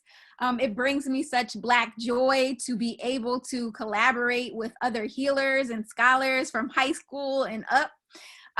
So my name is Dr. Afia Mbili-Shaka, and I'm a clinical psychologist as well as a hairstylist. And so I've been able to find healing space with the hair care community. Now, as you know, a lot of salons and barbershops have not been open, but as you know, there's pressure too to go back to get that care and love that we get from those spaces. So today I want to talk about how we adorn Black bodies. I know in the media right now, we're talking about how harmed Black bodies are, but it is part of African culture to adorn ourselves from the crown down. And so I like to study the history of hair and thinking about how rituals are developed to care for our hair that actually takes care of our spirit. So if we follow traditional African societies, whether in ancient Kemet, there were lots of rituals and rules connected to becoming a priest and how your hair could be styled. Oftentimes we gave medicine to people through their scalps, because anything that we put on our skin and on our hair, we should be able to eat. Oftentimes these are medicines for our bodies. And so in ancient Kemet, medicines would be put on our hair and throughout the day melt into the body to address any of our health concerns. Or whether we think about birth rituals, naming ceremonies, hair is always involved. We oftentimes shave the baby's head and welcome them into the world, as we shave the parent's head as well. When we think about rites of passage programs for girls and for boys, the hair is adorned in a certain way to welcome them into manhood or womanhood. It's also important to think about marriage rituals as we think about hair care, whether it's having certain adornments or beads. And all of this connects to basically how we prepare our mind, body, and spirit to receive a blessing, because hair is the highest point on our entire bodies and therefore the most connected to the divine. And so we all have to acknowledge how spiritual our hair is. And this is how we oftentimes connect. We can pick up other people's energy. And so during these times, we need to even think about how hair has been used in social justice movements for African people around the world. Whether in Kenya as part of the Mau Mau or the Kenya Land and Freedom Army, where people grew locks to show their African resilience and resistance to the British, or whether we think about Move in Philadelphia, where we grew locks, or even, I don't know about how many of you in the 1960s and 70s grew out afros. Did you, Dr. Goddard? Grew out afros to be able to show your connection to that African aesthetic. And so, as you know, there's a change in consciousness, there's a change in aesthetic. And I think that as we recognize the role and power of Black lives, that we'll go deeper into our African traditions and even through our appearance. I just really want to emphasize that part of our self-care practices are our hair care practices. And so all of us have become our own barbers and stylists. I know I've been cutting my husband's hair since we've been quarantined, and it's come out pretty good. But to think about how we can really utilize that hair care time, whether we're doing our own hair or the hair of our children. There's something, one of my mentors, Dr. Marva Lewis at Tulane University, talks about talk, touch, and listen. It's a hair care intervention where basically you can strengthen the emotional ties and connections to children during this time. I was watching as some of the panelists were holding their children and touching their hair. It's a soothing technique. It's an activity where stress can be released. So I even want us to encourage us to have connections when we can have touch in our homes, to take care of our hair, to take care of other people's hair as a way that we can show love and healing and joy. So I developed something called psychotherapy. So psychotherapy is using hair as an entry point into mental health services. And so my role has been to train barbers and stylists basic counseling techniques. And I think as the salons and barbershops start opening all around the world, that they will really be the first therapist.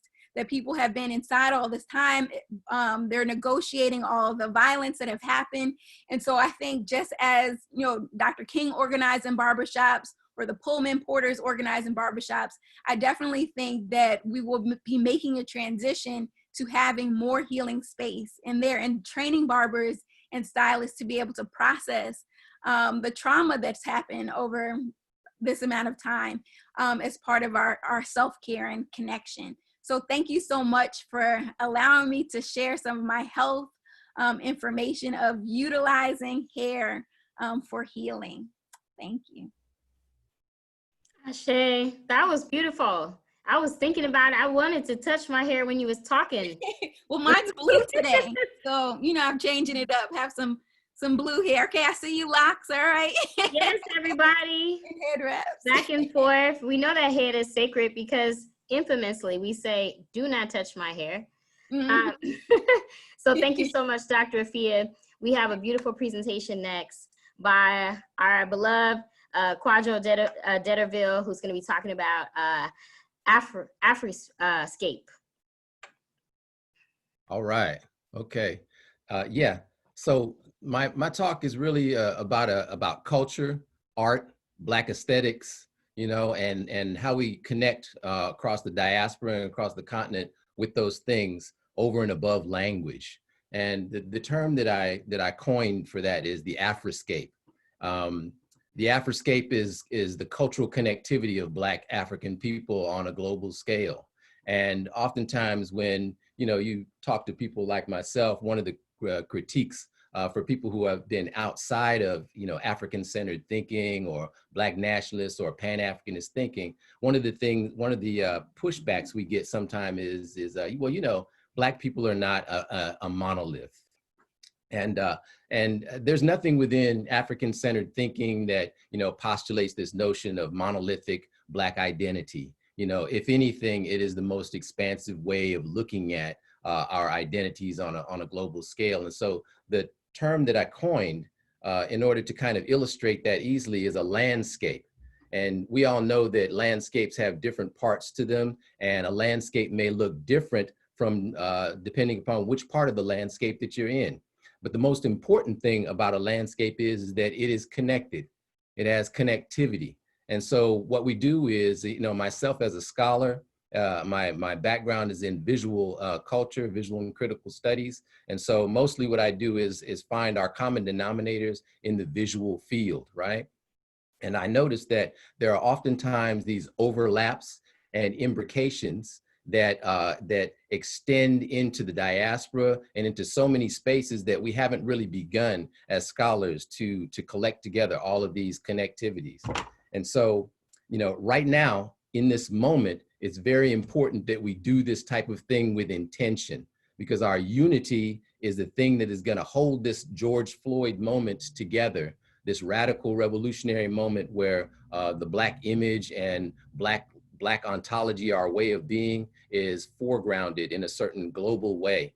And so we all have to really, really re-imbricate, re-inscribe all of those connections that we have. And so what I wanted to say is that, you know, Black ontology, just our way of being, is always already a radical state of being. And the white status quo, trying to maintain some, you know, some control over that, is the reason why we can be sitting perfectly still in a cafe or in a parked car or perfectly motionless, and it's still being an intimidating thing to police, supposedly, you know. And so therefore it can actually, you know, be a life-threatening thing to be completely immobile and just occupying space, because our way of being seems to be a threat to them. And the thing that turns up the volume, if you will, on our way of being is our culture. Our way of being, because they understand the power of our culture. Our culture has remade every popular culture in modern history for at least the last century or so. And so it doesn't matter whether it is something like this. I opened the ceremony with this berimbau, which is an instrument from Brazil that was used by people that were doing African Brazilian martial art. And the sound of this thing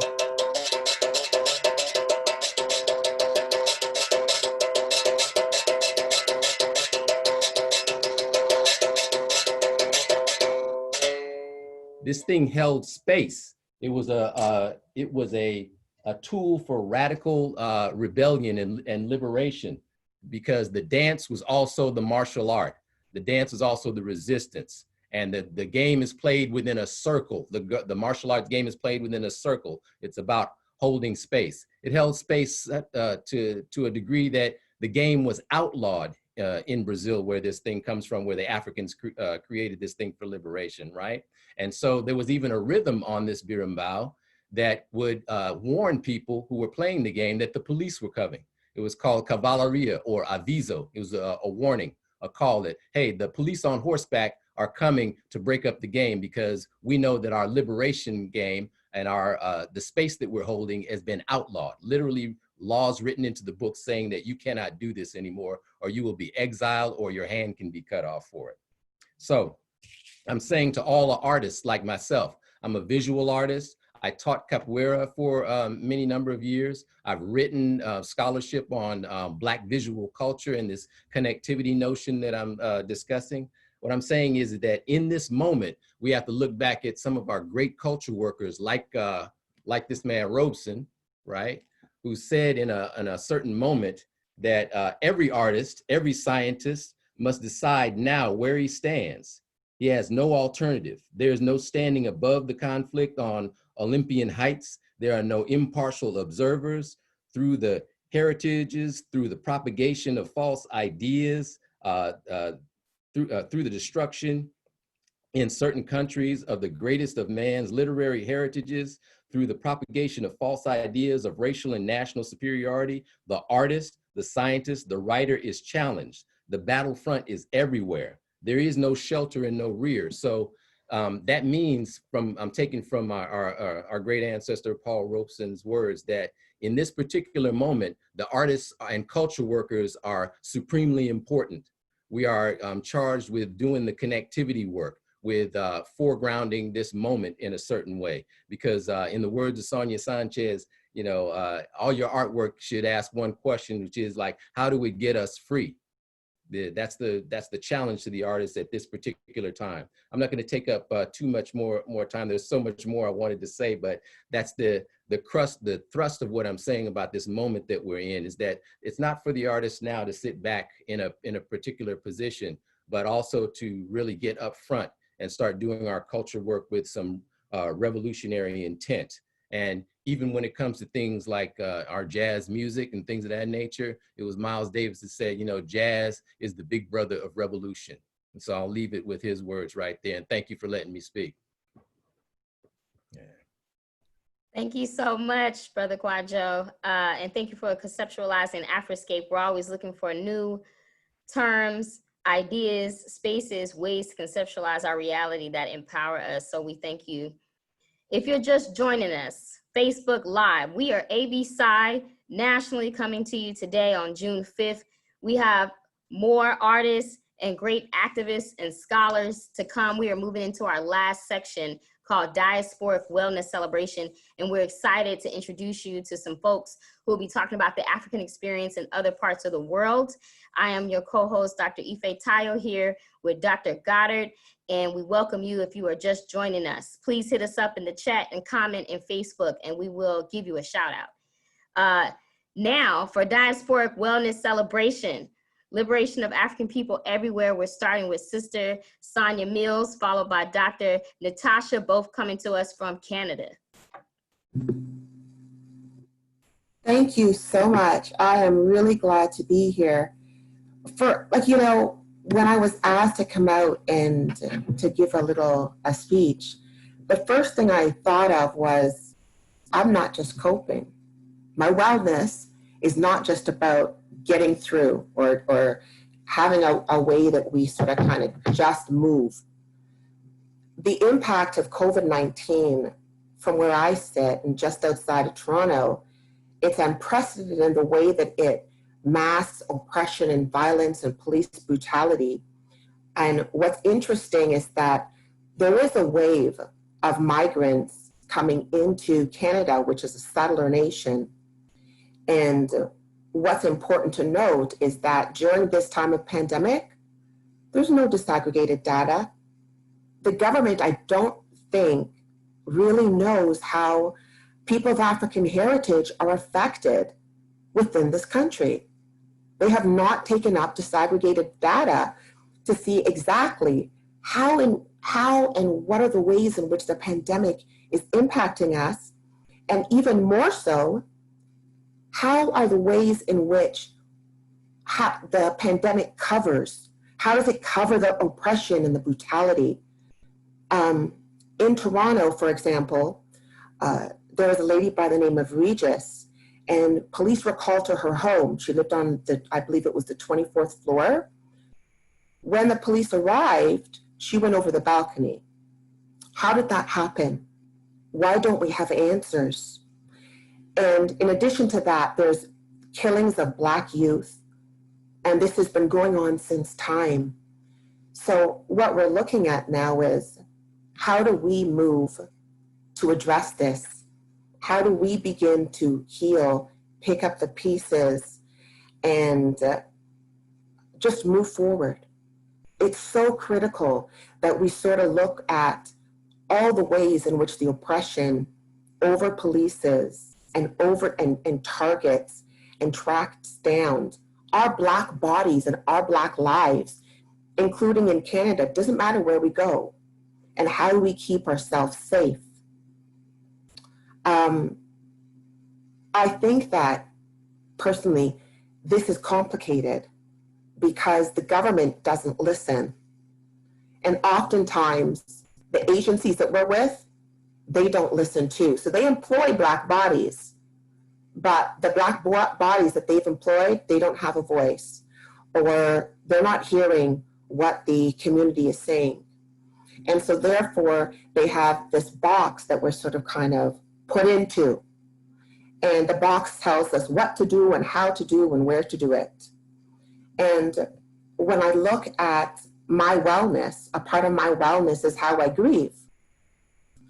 And so if I'm working for an agency, the agency is going to tell me, well, you got 3 days to do it, right? that is the policy, that's the procedure. It's going to line out how I grieve and when I grieve and the time frame that the grieving takes through. But we know that we all have our own grieving process, the time, the length, and where and how it's done. And as we move forward and move through, I think that it's important for us to, if we're looking at healing and in celebration of healing, that we sort of kind of look at all of the ways that we don't get caught up in some of the ways in which the systems and other populations attempt to demonize us or defund and devalue ways that we as Africans live, ways that we as African know, ways that we as Africans move through our lives. They should not be dictated by others, right? It should just be us as we move through. Another way that healing and wellness is we sometimes will look to our God, our spirituality. And I'm also thinking about my practice right now of, as a therapist, of unlearning. So right now, I've gone through formal education and there's this big push to, you have got to go out and get these degrees, otherwise you're not going to be able to get the job, you're not going to be able to do this and that and the other. But what about when the learned information is harmful to the Black psyche and the Black self? How do you move through that? How do you move forward? And what do you do with this learned information that is harmful to oneself? What do you do with it? And for me, I say unlearn it. Unlearn it. Take it out. Obtain other information that's African-centered, that will help us to develop self, to grow, build, be strong. It's not just about coping. It's not just about moving forward when we know we have all of this stuff that is put on us many times, that is trying to weigh us down, that the system has tried to indoctrinate us with. The wellness comes through faith, love, family, friends, healing practices, helping, unlearning, taking off titles, and liberation, which I believe that we as Africans do on our own way, in our own place, and in our own time. My fear within this is that large organizations and companies will say how they're now putting money towards Black organizations. They're going to be putting money towards many things that we enjoy. But there's an underlying systemic issue here around what is that money really doing? What exactly are they trying to cover? And how do we move on, move past this and recognize what our healing means to us? My daughter's an NFL fan, and she says to me, look, NFL's going to be starting up, giving money to organizations. Giving money to organizations, how do they move forward? How do we justly invest and start going through and watching the NFL when my brother took a knee and he's out? Or, some people saying, oh, you should reinstate him. I don't know. They've got a lot of explaining to do, a lot of their partnerships. And I think that as we're healing and we're moving through, look at who's connected to who, how they're moving forward, and how we as a community and as a unit, no matter where you're located in the diaspora, can move forward together. Take care. Good afternoon, good evening, good morning, everyone. I know that we are an international group, so it's amazing to be here. One of the things that I love about being a member of ABSI is that we take time to create space with each other and for one another. So the fact that COVID has not allowed us to gather this year, the fact that we're doing this is very strong and this is very powerful. And I thank each and every one of you for being here and sharing your stories. I am Natasha Pennycook. I'm a registered psychologist in the Toronto, Canada area. I am an Afro-Caribbean Canadian woman. My ancestors are from Jamaica and Barbados by way of, I think, Nigeria and Ghana. I am going to speak with you today about wellness and about a bit about life in Canada. A lot of people may think that racism does not live in Canada. I have been at conferences and presented at conferences where many of you have been, and the questions have been, does racism really lie in Canada? Yes, just as my American brothers and sisters have spoken of, just how my sister from the UK has spoken of, racism is very much alive and very much rampant here in Canada. The past couple of weeks have been very hard, have been very difficult, have been very challenging. With COVID-19, it has been difficult to navigate and to adjust. And as my sister Sonia said, Canada is not taking race-based data. So we actually do not know how many of our brothers and sisters have been impacted, how many have died from the virus. I know personally for myself in private practice, I work primarily with Black women, and most of my Black women clientele know someone, either a friend or have a loved one who has died of COVID. So just from that information right there, if most of my clientele, Black women, are impacted by COVID, how are they then coping? How are they then being able to heal? I spoke with one of my clients yesterday with wondering, how are they going to get their uncle back to Jamaica, right? And the idea of not being able to get their uncle back to Jamaica, that is unfortunately a hard truth and a hard reality, that the body may not go back because the diagnosis was died of COVID. So as we are in this space trying to navigate, then comes the news from the States with George Floyd. And being able to understand and wrap heads around that, again, if the majority of my clientele are women and Black men, this is something that is impacting. Yes, it's something that happened in the States. However, we as Black people, as a Black community, are very much impacted because we're united. We're united by the color of our skin. And then the next morning after news of George Floyd here in the Toronto area, there was a young Black Indigenous woman, 29 years old, whose family contacted the police for help and for mental health support. And this young woman ended up dead over a balcony from the 24th floor. So all of this now has been culminating together, the trauma of COVID-19, the trauma of George Floyd, the trauma of Virgie Paquette. And people are struggling, people are suffering. I volunteer with a community-based organization called Keep Six, and it's an organization that works with men and women who have been impacted by the criminal justice system.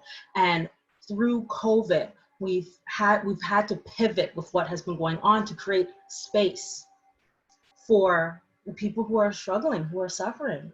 So we started an Instagram Live, and just through this platform to be able to create space so that people can come together and build community has been a part of wellness and a part of people's wellness, to be able to seek out one another. Because we know that here also in Canada, Black bodies and Black populations are disproportionately impacted by the criminal justice system. And we see that with what happened to George Floyd, and we see that with what happened to Virgie Paquette. So this is something that is systemic, and this is something that is real and something that we're all feeling. So the idea of creating space is very important, because a lot of times that is taken away from us. And if we allow that power and that space to be dictated by someone else, that means that they then have the power to hold on to the space and use it in which way they see fit, which leaves us struggling, hurting, in pain, and in sadness. So as we speak about wellness, as we speak about coping, we really need to start pivoting into healing. How can we heal as individuals? How can we heal as practitioners? How can we heal as Black bodies and Black people so that we can thrive? And this is something that I do enjoy about ABSI, is to create that space so that we can thrive together with one another and uplift each other. So in that, I want to wish everyone well, and I want to definitely take the time for everyone, especially I've recognized for myself, doing this healing work is hard. And a lot of times we go out there to help others create space. We cannot forget as people who do the healing work, as Black bodies, as Black individuals, that we need to also do the healing work so that we can thrive and that we can be okay. So I wish everybody love, peace. And again, thank you for allowing me to share this platform with you. And I look forward to hearing everyone else speak after me. Thank you. Thank you, Natasha. Thank you to our folk from Canada letting us know what's going on the ground, to both Sonia and Natasha. We are in our diasporic wellness celebration, and we have some great guests next. We would like to welcome Mama Ingrid, followed by Mama Sharina, who represent Guyana. Greetings, greetings. Thank you very much for having me. This is really an honor and a privilege. And, you know, I had this great written speech, and as the flow began, I said, let me move with the spirit. I want to begin by sharing, first of all, let me again introduce myself. I am Ingrid Goodman, and I am in Guyana, and I am a social worker. And I am on the ground. I like to say at ground zero in our community. And I could recall when I did this, you know, as a mental health therapist in California and in Florida. And I could recall the experience when my superior had said to me, you know, Ingrid, you shouldn't be closing out your cases so soon. The intent is not to get people well. It's to continue building the state. Now something moved inside of me.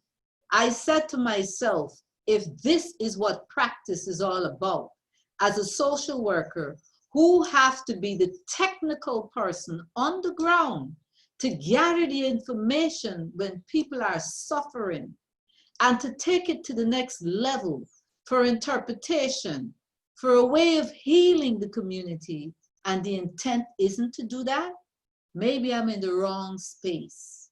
And I need to recheck and re-examine where I am. That was the thought at the time. So moving from one location to the next, I quickly realized I was still in America, and it did not make a difference. And interestingly enough, most of the clients in the system look like me. So it's people looking like me. So this was an oppressive way. And I could recall one experience in America where I am going to families who were foster care families. And as they were caring for children in foster care, here I was, couldn't even make ends meet for myself. And I thought, what a crazy system this is. This is not a system for me. So I made a conscious effort that I am going to step away from it. Because for me, the experience as an immigrant in America and as a professional was one of silence in the community. I also recall an experience when a colleague looked at me and says, by the way, what kind of therapy do you practice? And I looked and said, what do you mean? How do you deal with the people? I said, the therapy that I practice is known as yard style therapy. You meet people where they are. And then when I'm ready to get paid, I come and translate it into your language. That's what I do. So it was coming against a system. So I've made the conscious effort to move and to come home. So I'm in Guyana now. And in Guyana, doing the same thing, grassroots work. What I found interestingly, as the previous speaker was mentioned about race-based data, You know, we are in the diaspora. And in Guyana, it is not much different than what is happening in America, because we are a multi-ethnic society here in Guyana. And I found the level of silence as a professional still exists. And COVID-19 has brought it out more than ever. When I look back over the years at the clients that I serve, they look like me. But we live in a system here where we are pitting one ethnic group against the next. So when we look now at what is currently taking place in America, we are silent, we are numb. We're dealing with our own pain of racial, and I don't like to use the word racial, but ethnic. You see, the ethnic tug of war, the ethnic struggle that we don't so much hear about in America, but what the Caribbean people may be experiencing. So as a practitioner here on the ground, I can share with you, the silence is deadly. So how do we take care of ourselves? For me, COVID-19 was a moment whereby in the community that I live in, had to shut down operations. And I am now on my veranda, taking in the view and the level of violence. But for me, it is that connectedness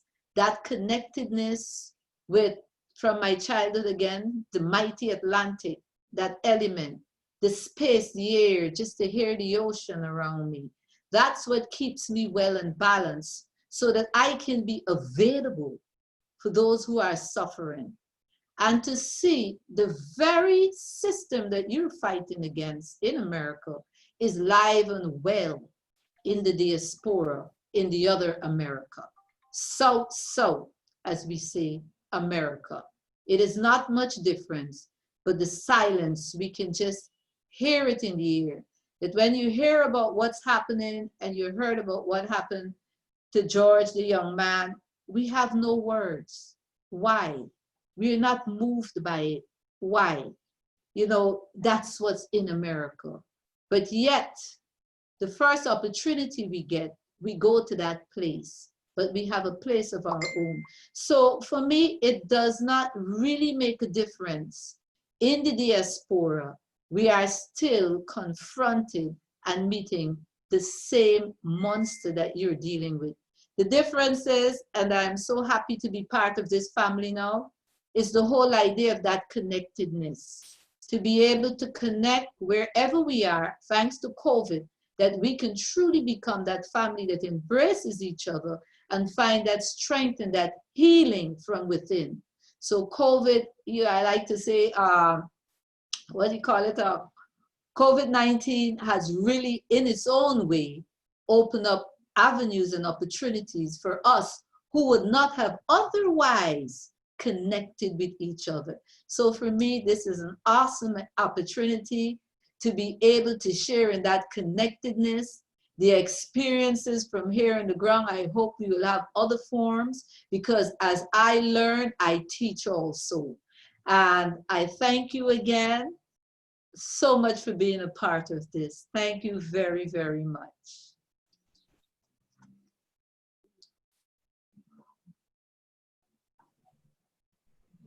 Thank you so much. We appreciate the wise words. We're really getting heavier as we go deeper into wellness in the diaspora. And we have Mama Sharina next to share with us also from Guyana. Hello, good afternoon. It is such an honor to be here with you guys today. And I really appreciate this time that we can take to talk about wellness and the connectedness that Ingrid just spoke about. COVID-19 actually opened a lot of doors that wouldn't have otherwise been opened, as far as that interconnectedness, as far as reaching out to other people. You see services being offered that wouldn't otherwise be offered via online mediums such as Zoom. People sharing their story, which is that innate medicine, that healing that takes place when we get together, because that's how we learn. I too found myself not too long ago as a registered nurse in a situation with systemic oppression just breathing down my neck where I too couldn't breathe. I felt it choking me at every angle, and I was really struggling to connect with my breath. I now identify that I couldn't breathe after leaving the profession and going in search of what is the purpose? What is my purpose? That journey took me on a trip around the world where I was able to go and study yoga in Africa, in Morocco, in India, and I was able to really learn myself and to go back to the basic inherent birthright that we have, which is to breathe. I found that I wasn't even breathing correctly.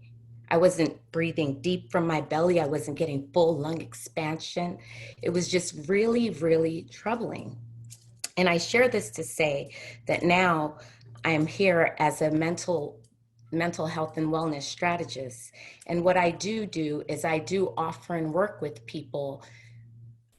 I offer free yoga, breathing exercises, and that connection to spirit. Because in my journey, I also found that being in this country had spiritually broken me. I was no longer really connected to my religion. I didn't even know what to believe at times from what I had been going through. So in my journey, I was able to get back in touch through that breath, through meditation, through sitting still and breathing. I was able to come back home into myself and connect with the guidance of spirit, the divine, and my ancestors, who ultimately were able to guide me back in the direction that I needed to be. I just needed to be able to sit still long enough, quietly enough to listen and hear those messages.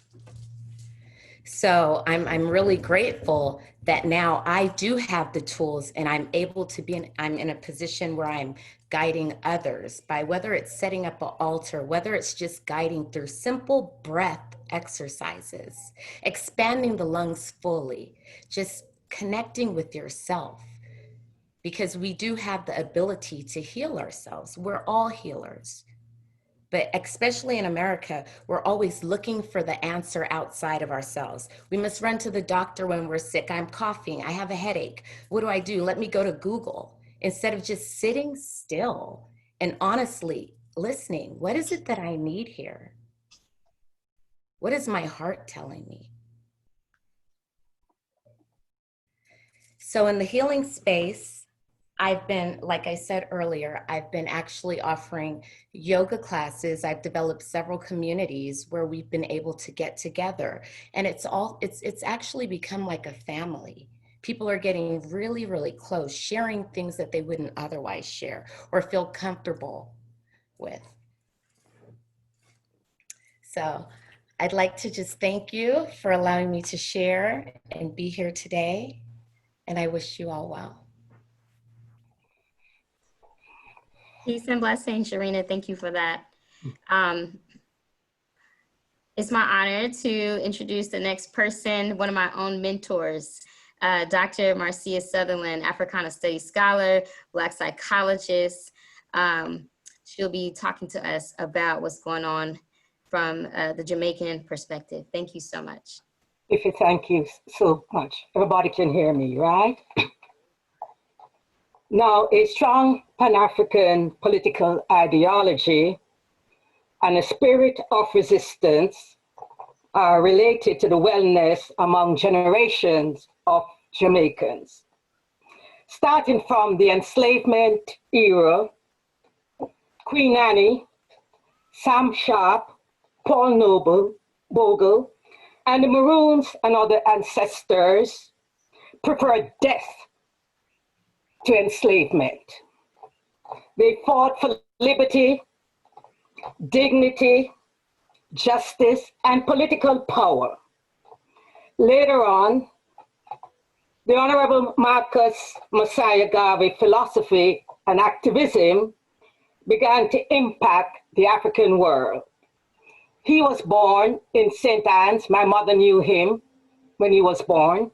And also, Garvey insisted that the true Pan-Africanist must be an African person engaged in terms of restoring our people and leading them back to respectable national as a nation. They were not focusing that we are not a diverse people. They knew who we were during their time on this earth. So these Pan-Africanists had a common resolve that we had to have power to change our condition. That's why they dismantled colonialism, not only in Jamaica, but in Africa during their time. They noted that clarity was to be more than a concept, it must be a way of life. I knew Mary when she was alive. She's a poet in years ago. She and I were friends before she passed. And so we had to have, as Garvey noted, cultural integrity, and he was absolutely committed to the African world's economic independence. That's why we are having these problems. We don't have the wealth. They don't kill other people because we are relying on the Europeans who are not interested in us, as Garvey would have said to us years ago. Well, they weren't even thinking about racism. They wanted to dismantle that. And Nkrumah and others, right? I've listened to some of these ideas as I've been here. They were not interested in that.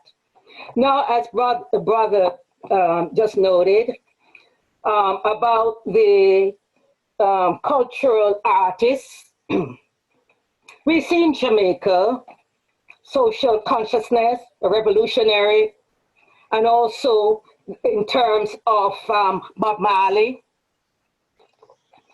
as well as Peter Tosh, Burning Spear, that they got it from Africa, and also the Ethiopians, Rita Marley, Queen I shouldn't rush because other people took more time. Let me relax and talk about these things. And all these, throughout Jamaica's history, the Rastafarians, Louis Bennett, Rex Nettleford, and many other Jamaican men and women, they dedicated their lives to promote Jamaicans' culture reawakening to their own African beginnings and to ensure that their personal quest to decolonize their minds and to intensify a more systematic approach to our collective development. And everybody should know, and I knew Bob Marley. I used to work at JBC radio, television and radio. I met him. He was always professional before the world knew him. And he was a deep thinker. I can still remember him. And so he said, emancipate yourselves from mental slavery. None but ourselves can free our minds. And so Jamaicans have always have African religions practices, including Obia, Pocomania, as well as Kumina and revivalists. And now these African religions are spiritually empowering our people over many, many generations. Now these rituals include sacred dancing, drumming, chanting, many spirits. In fact, the Maroons, they are like when they came from Africa. They have their chiefs, etc. And they have spiritual possession, not only them, but also other, the Obeah population there. And they have this concept of the multiple concept of the soul, just as they were in Africa. They have not forgotten. Now, some analysts argue that the power in words is embedded in the Jamaican folk thought. Now, the Jamaican reggae artists and the Rastafarians incorporate patois and proverbs in their cultural products. Culture Sings, that's a Jamaican reggae group. I tell you, my brother, don't dig one, always dig two. And the Jamaican proverb says, when you dig hole, that's a hole in the ground, you must dig two. Two. I'll talk about my mother soon too. Now, the radical reggae singer who my mother met at the John Kennedy Airport, he always respected the elders. Peter Tosh, and you know, the Rastafarians don't use some of the concepts we are using. They don't talk about oppression. They talk about down pressers. Down pressers. And Peter Tosh has this song, Down Press a Man. And so you think you can, where you're gonna run to? When you run to the sea will be boiling. When you run to the rocks will be melting. Down press a man. You can run, but you can never hide. The Mama people in Kenya understood that. Those in Zimbabwe understood that. We still here cannot understand that as clearly as we need to. And so Peter Tosh displayed the utter contempt for colonialism. He wasn't trying to change the colonialists. He had contempt for them when we want to change the European racists, white supremacists. This was not Peter Tosh philosophy. This was not Marcus Garvey's philosophy. He congratulated the white supremacy for taking care of their business. But we are preoccupied with that. I did a book some years ago, Black Authenticity. I looked at white supremacy. Can you change them? Well, you can spend your life doing that. Garvey was not interested in that, and Peter Tosh was not interested in that. In fact, he has a song. In fact, when the colonial Brits were in Jamaica, they talk about indecent language. Google and go on YouTube and look at his song, Wanted Dead or Alive, right in their faces. He had such contempt for them. And of course, look at his song, Maga Dog. Sorry for Maga Dog.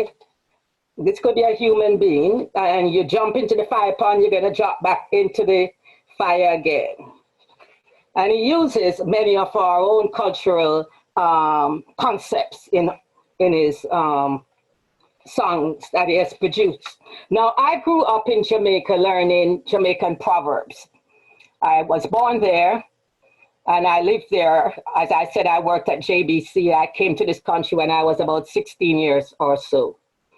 And so Jamaican proverbs, and of course, in my memory, I remember when I was a very young girl and I was walking in an area of Jamaica, and some white tourists came and they said, look, do not let them take your picture. They'll take it back to the US. I didn't even know what the US was at that time.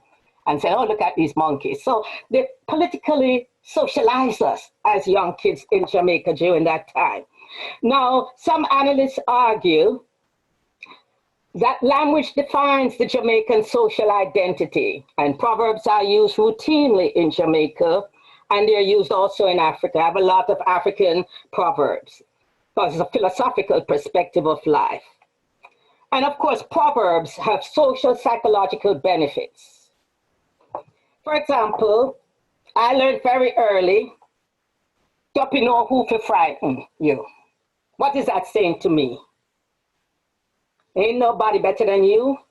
I don't care who that person is. I have my character, my tenacity. You cannot frighten me. Is that clear? Don't you know who to frighten. There's so many. Hang your hat where you can reach it. You see, we don't circulate our dollars in our own community. Look at other social groups, right? Where they circulate their dollars. Wealth. They pay the politicians. That's why the politicians can meet their own priorities. Which politicians are we paying in this country? Is that clear? I'm going to be finished soon. I hope I'm not taking a lot of time. So hang your hat where you can reach it. Be prudent with your own finances. Be prudent with your own finances. When the Europeans pay you, make sure you don't give it back to them. Buy what you need, not what you want. So you have no problem. See and blind, hear and deaf. Where dogs are not invited, no bones are provided. What does that mean? Somebody want to mess with you, you don't want to mess with them. Leave them alone. Where dogs are not invited, no bones are provided. And another one, give them an inch, then take a yard and a half. What is that translated into? Don't allow anybody to take liberty or to mess with you. Know when to be a fox and when to be a lion. I learned all of that growing up in Jamaica. Now, I grew up among very strong Jamaican women. My mother died in 2018 at 102 years old. She had an uncompromising faith in her own agency. That is true from the enslavement era. The African women who came over the Atlantic to Jamaica, they had that sort of agency. She often told me that no matter what someone did to her, she held nothing against anybody. She treated everybody as a royal relative. She never forgot she was an African woman. The drunkard could sit at her table. Anybody. She always insisted, no matter what you did, some European accused her of stealing when she used to work with this white woman earlier on in her life. She never held that against him. But she says, I have a clean heart. The ancient Egyptians said that. A clean heart, a light heart, to move on to the next level. She also expressed gratitude and praise to the Most High constantly. She and the other women, and I watched several of them die, I learned from them that the spirit is stronger than the body. The spirit is stronger than the body. And I'll also make another point. These women didn't even know what depression meant. They didn't need any counselor. In fact, my mother, she had many losses during her time. She said, what is that? No matter what they were going through, they got up every day and kept going on. That's wellness. That's psychological wellness. Didn't even understand the concept of depression and anxiety and all the stuff that we preoccupy ourselves with. Most of them almost reached 100. My Aunt Elsie died at 98. So thank you. I don't know how much time I took. So these socializing agents were, they danced every day. If they buried someone, they got up and danced and did whatever the heck they had to do. And they were open to new knowledge. I was a psychologist and I learned from them. That's what psychological wellness is. Thank you very much.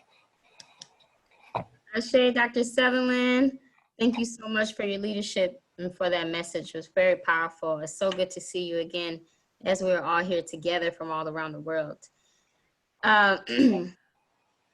It gives me great humility and honor. Our next guest is a renowned and well-respected activist, scholar, historian, revolutionary, Mama Baina Bello.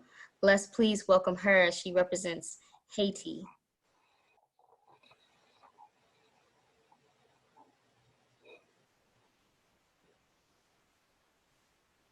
Are you there? Your mic may be muted.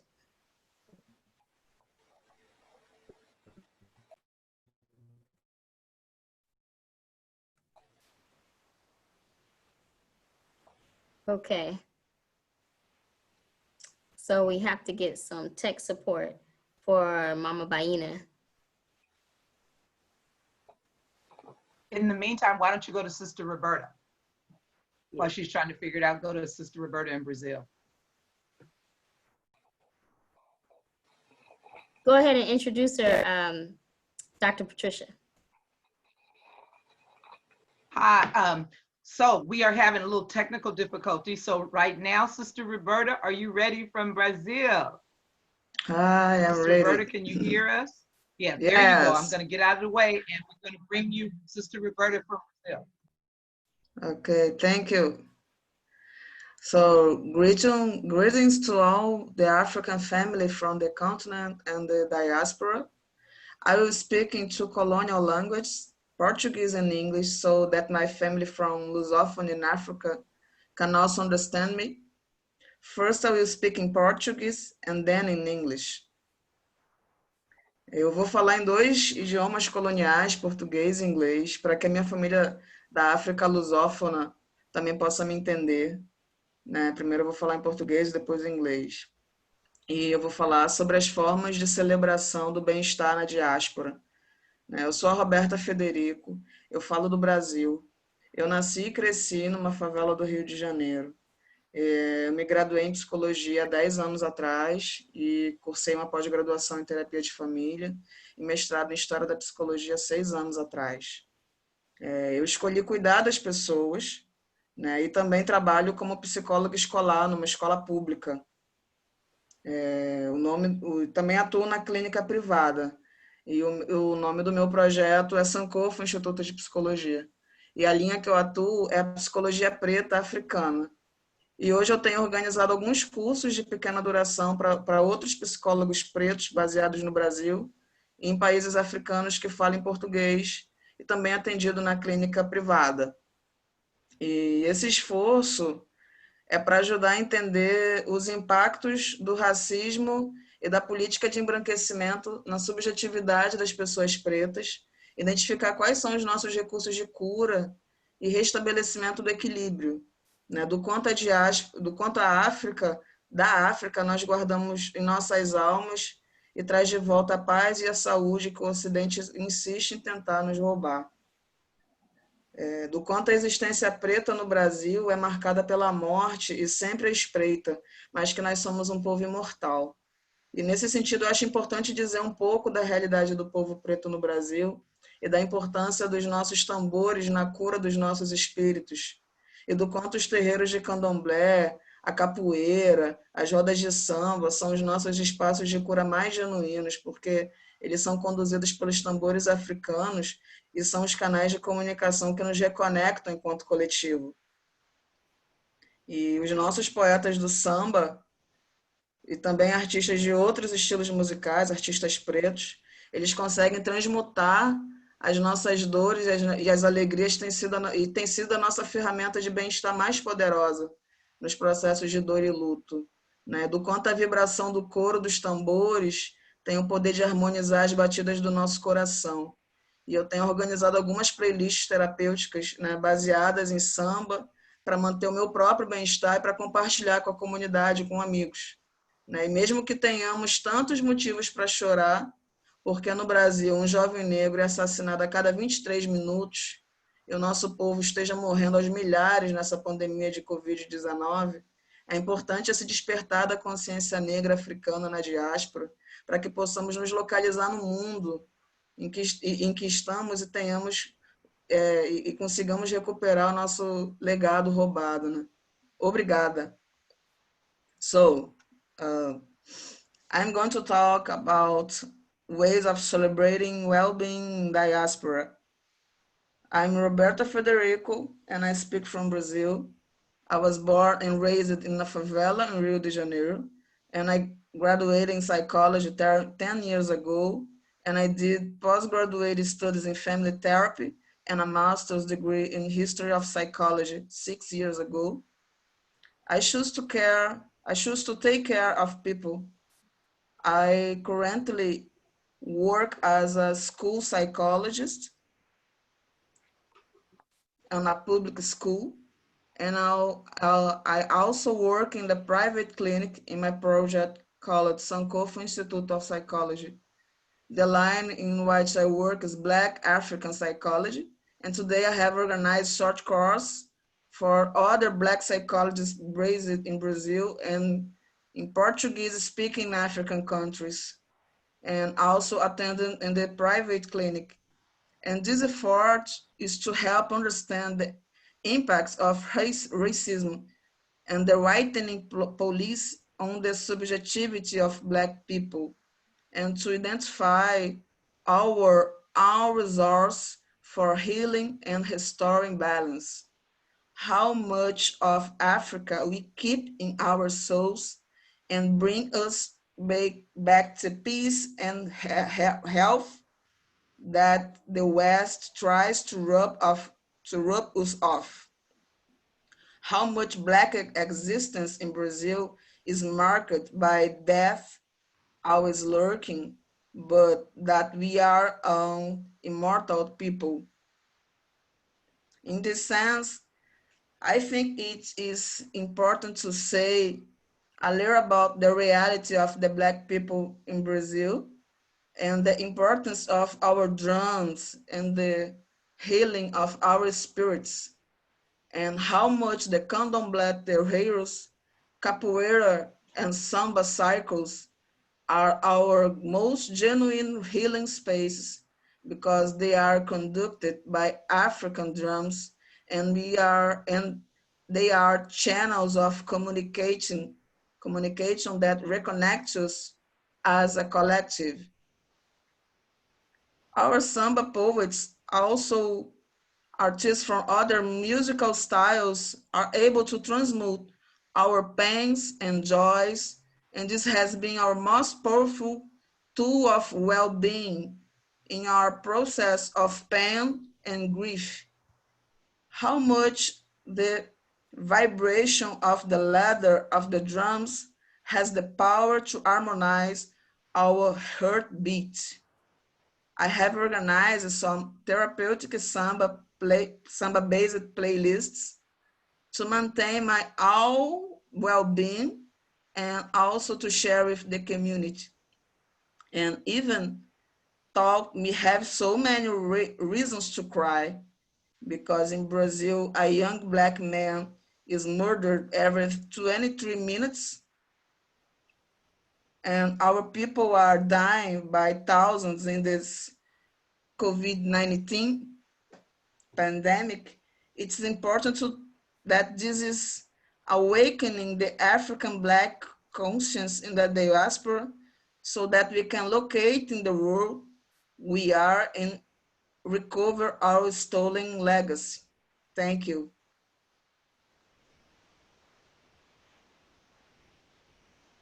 Amazing, amazing.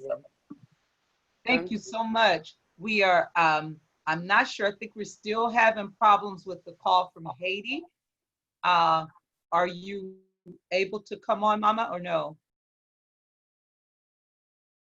Mama Bello from Haiti? Yes. Are you able to come on? Do you? Okay, so what I'm going to do now. Yes. Yes, yes. Okay, I will be quiet now. And now I'll let, yes, I'll let Ipitao introduce you.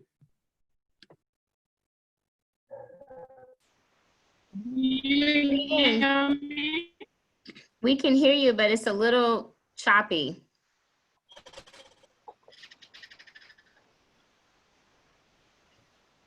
We want to introduce everyone to a well-known and well-respected great activist, woman, revolutionary scholar from Haiti, Mama Baina Bello. You're on now, Mama Bello.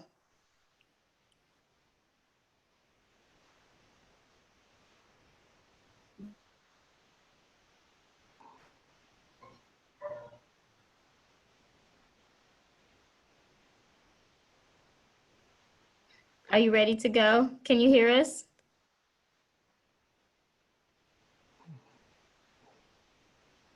We might have to postpone again, Patricia.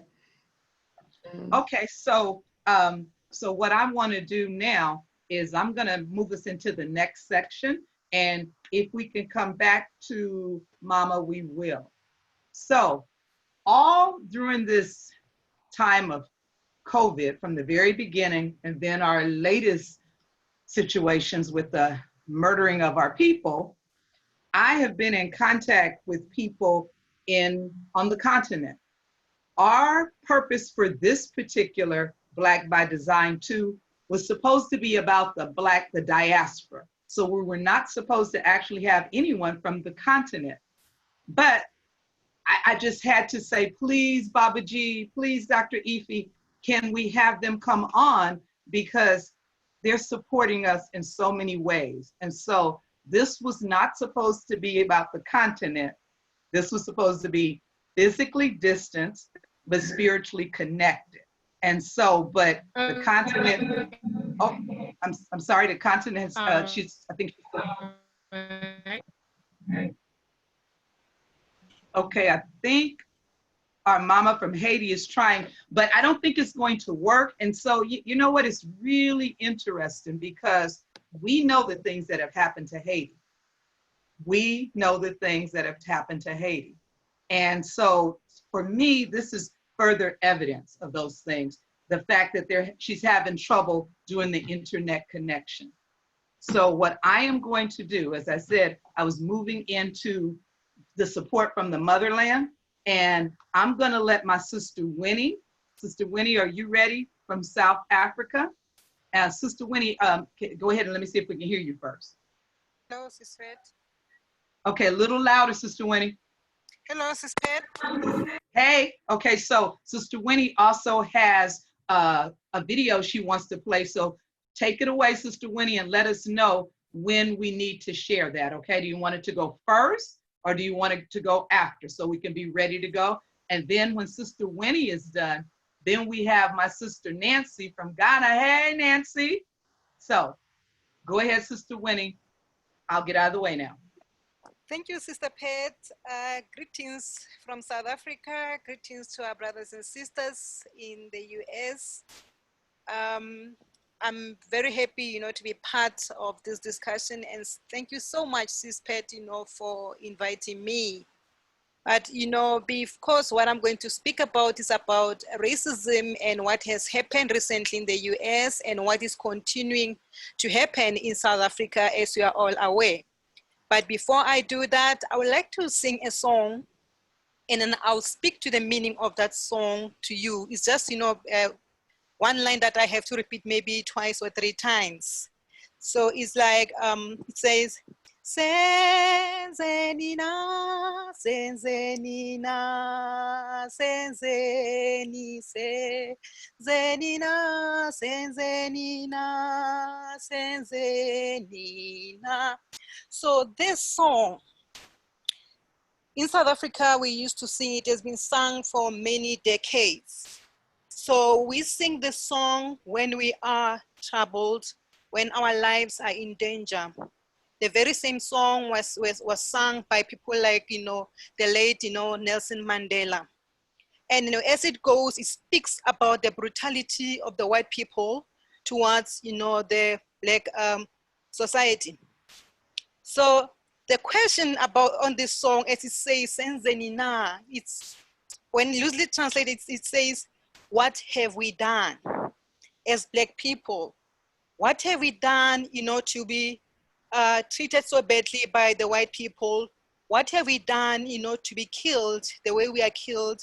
And what have we done, to be treated like, we are in a space where we are not wanted? And then because it's asking a question of what have we done, we keep on asking this question because we don't have answers to the many questions that we have as Black people. We don't have questions on why is being Black a crime? Because when they see a person, a Black person, they see crime written all over. So I would also like to speak about my reflections on, watching the video of, George Floyd, because I have to speak about the support, that South Africa, of the organizations that I know, how they've supported, our fellow brothers and sisters in the US.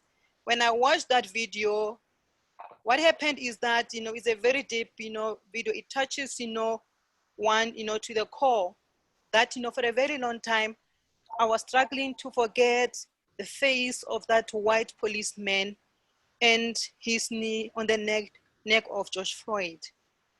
And then I also looked at the time they took, the 8 minutes, 46 seconds that they took. And, which of course, if I were to stand for that time, it is too long. And then, for somebody's neck, to be put in that space with that,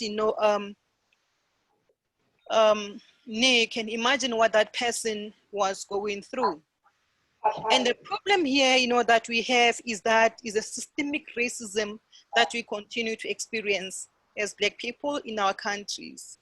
So racism and discrimination, as of today, it has been called to be one of the pandemics or the viruses that our countries are facing. And we all know that racists, even here in South Africa, they will stop at nothing in order to advance their filthy acts. An example, we woke up to the news today after the memorial service of George Floyd and the other people that were killed in South Africa because of the color of their skin, or the people who died in the hands of people who say we believe they should be law enforcement officers, but they're actually promoting white supremacy. That one white teacher in one school said to the kids that if they don't come to school with their work done, he is going to do something that will make them to protest. He will put, his knee on her knee on their necks, And he said that he will do a George Floyd on them. So you can see that, the issue of racism, these white people, they take it as a joke. They don't take us serious because our lives don't matter to them. And then it is the very same people that, I've refused, and I continue to refuse that. They will come and tell me that, oh, I'm a white person, I've got Black friends, therefore I'm not racist. That is the crap that we can no longer take, as Black people. And then for them, to take our life as something that doesn't matter, will continue for as long as, some of their acts are not criminalized as they should be. So what has happened in the past weeks is that, we felt the pain that, our brothers and sisters have been feeling in the US through the killing of George Floyd. And then I have been, participating in many organizations that we're supporting the brothers in the US. There was a march, in front of Parliament this week on Wednesday, where they were also talking about, how George Floyd died and how that also reflects on what is happening in South Africa. And then I know also of the Black Lives Matter South Africa chapter. They also had a march yesterday, on the matter at the Zoo Lake. So this is one way of showing our support because the pain that we are feeling, we're also feeling from this side. So, and this gatherings, is to show support, to you and to say to you as our brothers and sisters that, we are here, we can feel your pain, and then we are sharing the same tears with you. And the regrettable death of George Floyd and also some of our South Africans like Collins, Khoza, Sibusiso Amos, and others represent an opportunity for our countries to address fundamental issues of human rights, being freedom of dignity and equality, the things that, for many years we've been fighting for, whereby we believe that, for many years we have been struggling to breathe. And now we are saying to them, take off your knees from our necks so that we can be able to breathe. So I'm going to ask Sister Patricia to share with you a video from one of our South African poet and musician that speaks about racism and racist. It depicts clearly what, a racist, look like. And that will give you an idea of, the monster that you will both know about, that you keep on talking about. So I hope you'll enjoy the video, and thank you very much, for the opportunity. Sister Pat, you can put on the video. Okay, Sister Winnie. So I am so sorry because we're running over time. So what I'm going to ask you to do, if you will put the link to the video in the chat, and we will make sure it's shared on Facebook. So it is of a South African artist, because South Africa, my other home, hey, they are behind us. And we're going to try one more time if we can hear from Haiti, and then if not, then we are going to move to Nancy from Ghana. Sister Nancy, we want you to keep it short because we're keeping people here longer, okay? And we really, really appreciate all of you for hanging in there with us. So let's try Haiti one more time. Mama Baina, are you here with us?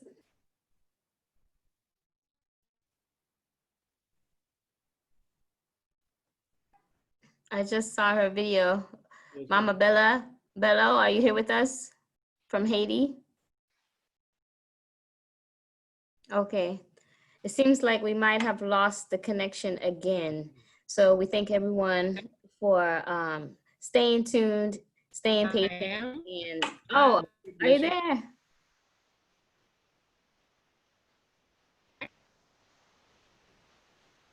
Go ahead, Sister Bello.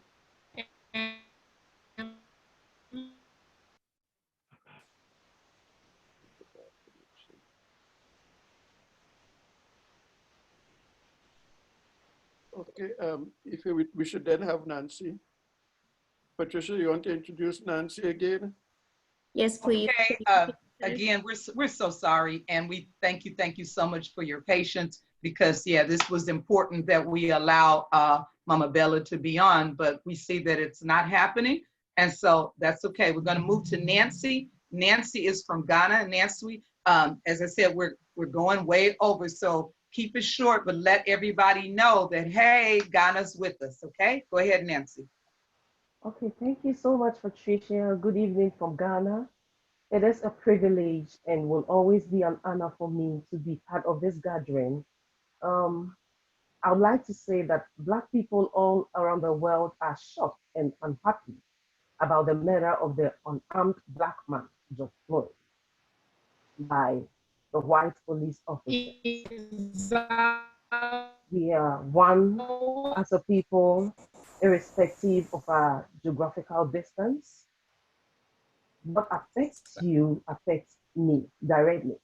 This connection exists between us because we are Black, not by mistake, but by design. The murder of the unarmed Black man has stirred up anger and confusion in the hearts of many Black people across the world and in Ghana. In Ghana, there has been huge social media demonstrations against white supremacy and Black killing in the USA and other parts of the world in the wake of the murder of the late Mr. Floyd.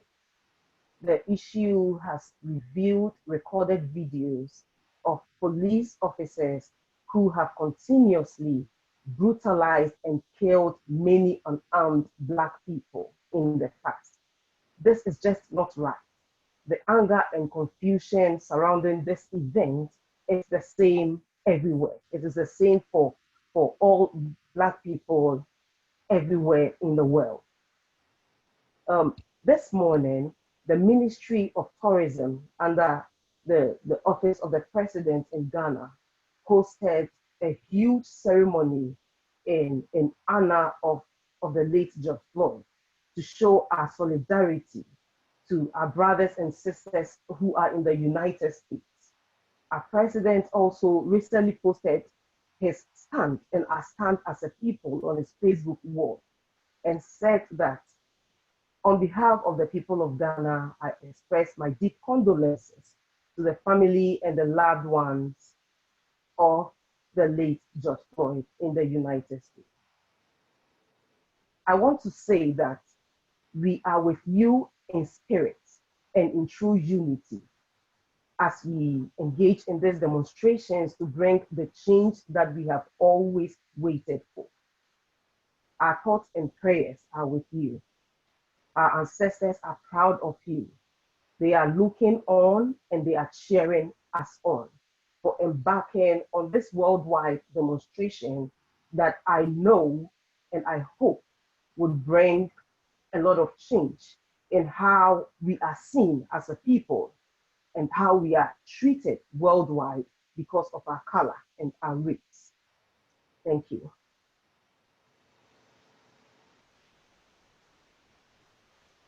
Thank you so much, all the way from Ghana. We are so appreciative for everyone who stayed with us. We will be closing up now, but we have some announcements from Baba G from our national office.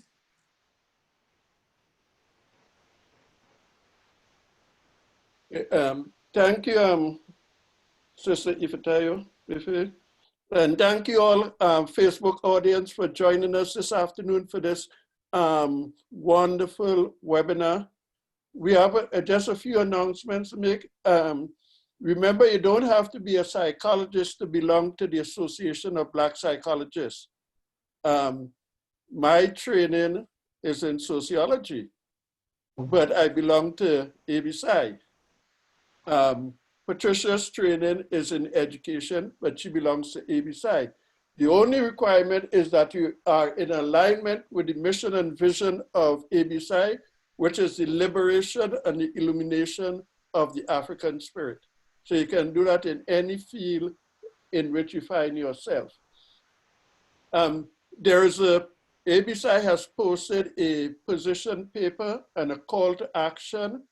These statements are on the ABPSI website page, www.abpsi.org. Save the date for June 14th from 2 to 4 p.m. Eastern Standard Time for a State of the Association, ABPSI, in the face of the racial pandemic and our path forward. Where do we go from here? Also, ABPSI has been collaborating with a large amount of Black organizations on several levels and will be posting a summary statement on the website soon. So clear your calendar for this June 14th webinar. Also be sure to look at the ABPSI webpage for information, further information. And our next step forward, we'll continue having these international discourse on the state of health and wellness in the African-American population. Sister Patricia, you want to say the last few words? Unmute yourself. I just want to thank all of the participants for doing this, taking out your time. We didn't pay you for this. And I just want to tell you, thank you, thank you, thank you. We do this because we want to just do everyday folk plus professional, because we all folks, we all African folk together. So thank you, thank you, thank you, thank you from the bottom of my heart. Stay safe, stay healthy. Now remember, when I come to your countries, right? Pick me up at the airport, give me a bedroom, okay? And when you come to Oakland, California, you know you can come hang with me, okay? Love you all. I'm done with that, I'm done. Okay, and we All right, can Facebook. sign off from Facebook now. And Sharon, can we still see on the webinar and just sign off of Facebook, and we can see on Zoom and do a quick debrief? Thank you, Facebook. Thank you, ABPSI. Thank you to everyone who participated in this wellness today. Okay. Yeah, nice. Well, we're still live on Facebook, but I'd like Sharon or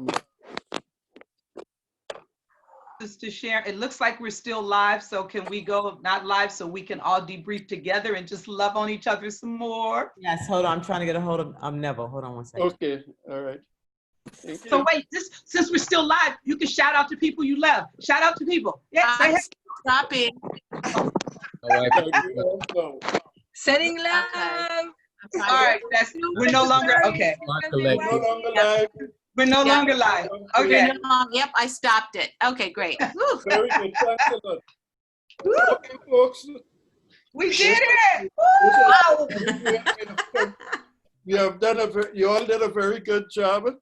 We had a few hiccups, but that's the nature of doing this international stuff, because we have people with different levels of technological capability.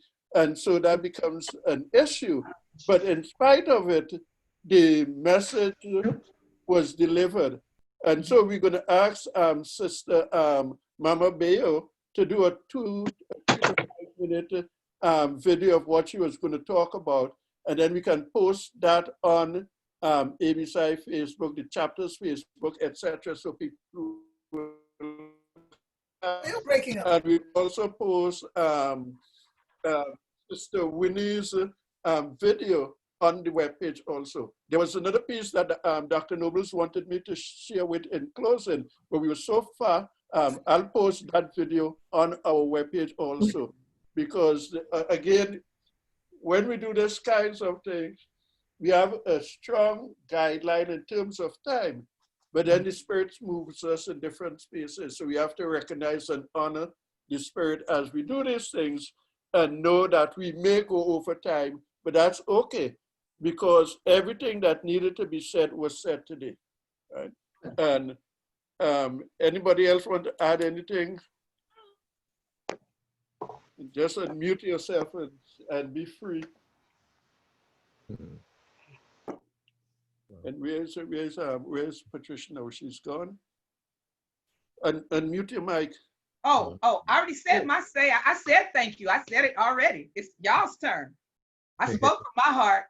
Mine was on Facebook. Yep, everybody heard me. Thank you. That's baby girl. Hey. Oh, baby. There's baby Faye. Narissa, unmute yourself so we can see Faye. Hey, everybody say hi to baby Faye. Hey, Faye. Hi, baby. Oh, there she is. Get your princess. Say hi. Cindy, get your baby. She's cute. So cute.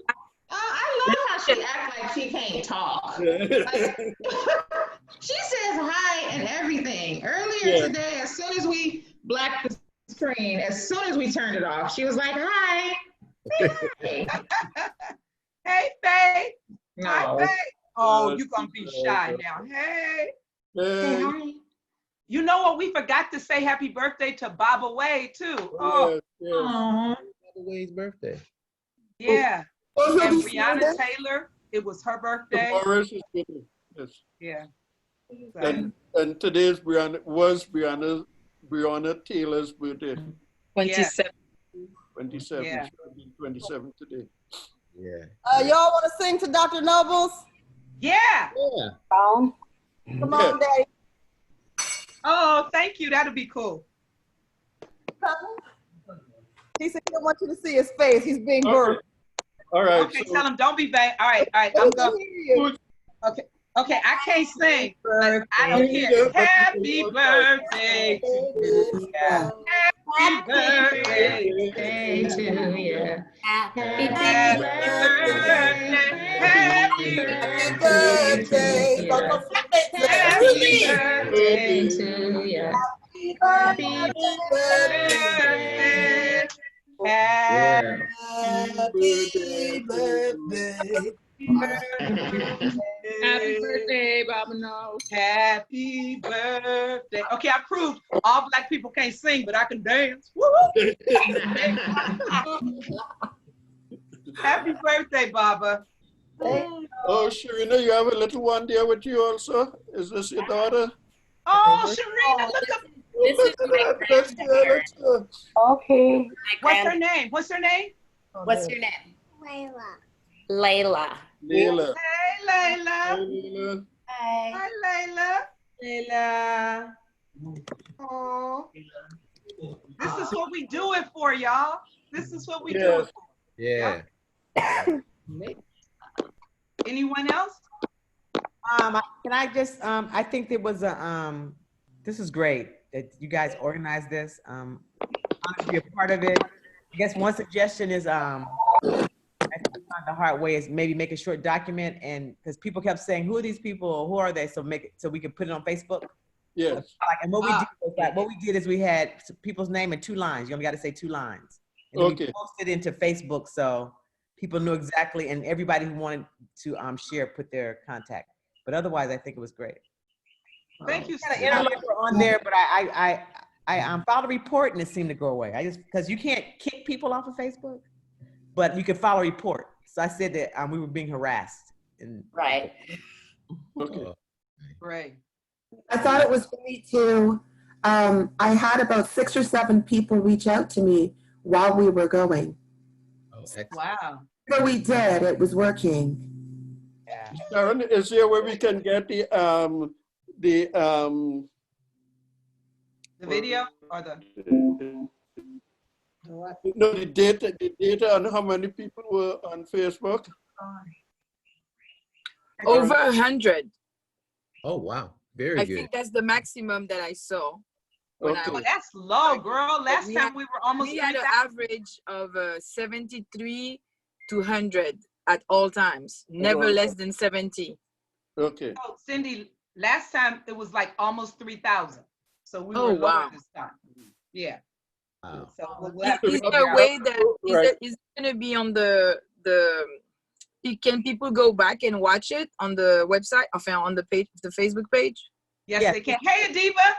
Hey, I was saying, hey, greetings all. Greetings, Hey, fam- Adiba.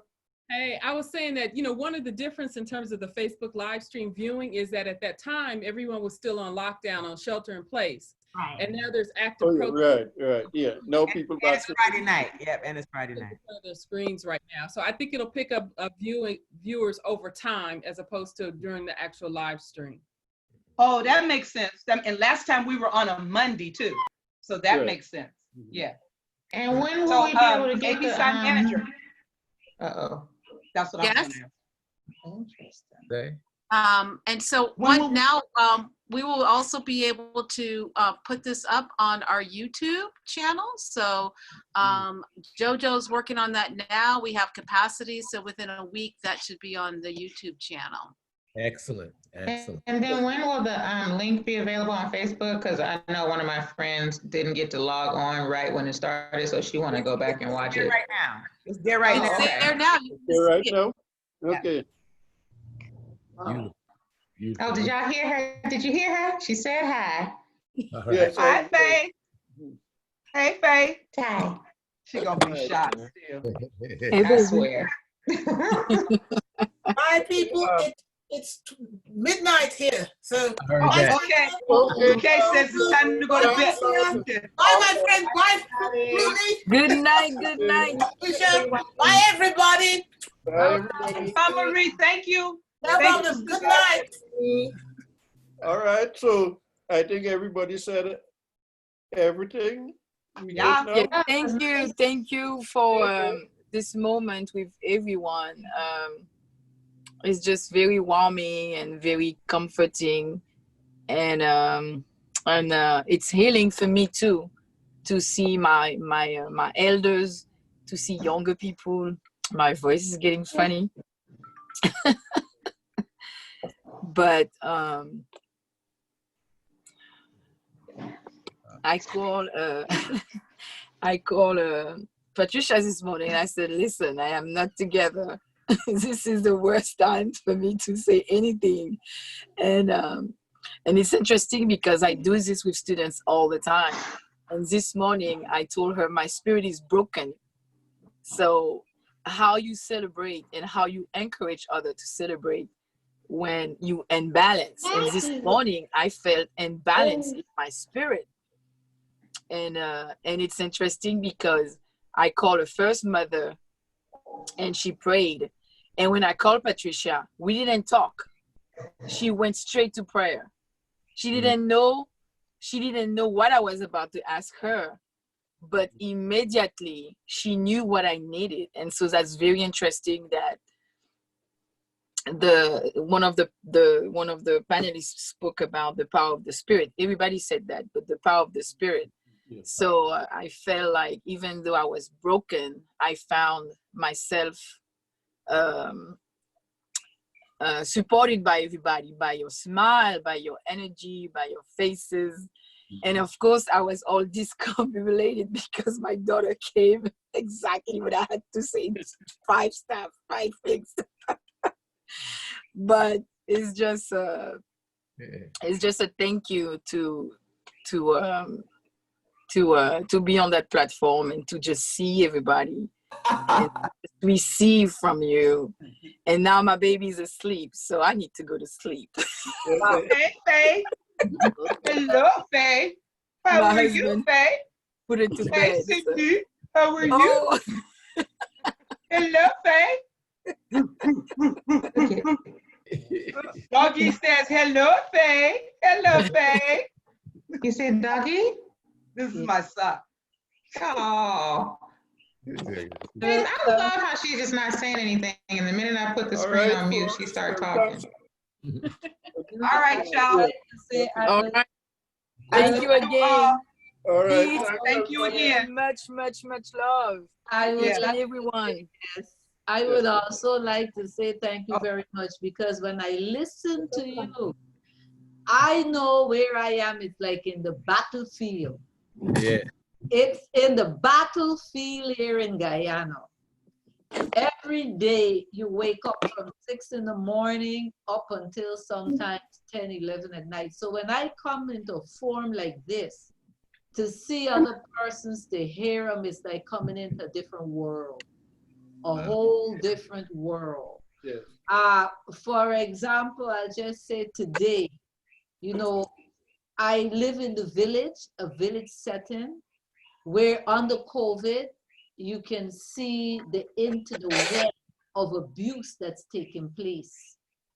And when persons don't know where to go and they come to your gate and they're calling on you for help, and you have to know where to say, this is the boundary. For example, there is a young woman who was being sexually abused for 3 years. In the yard, the same family, another woman lost her life. Oh, wow. You see, to domestic violence. A son, 18 years old, was stabbed, another one in prison. And you wake up to this kind of thing in our community by our people day in and day out.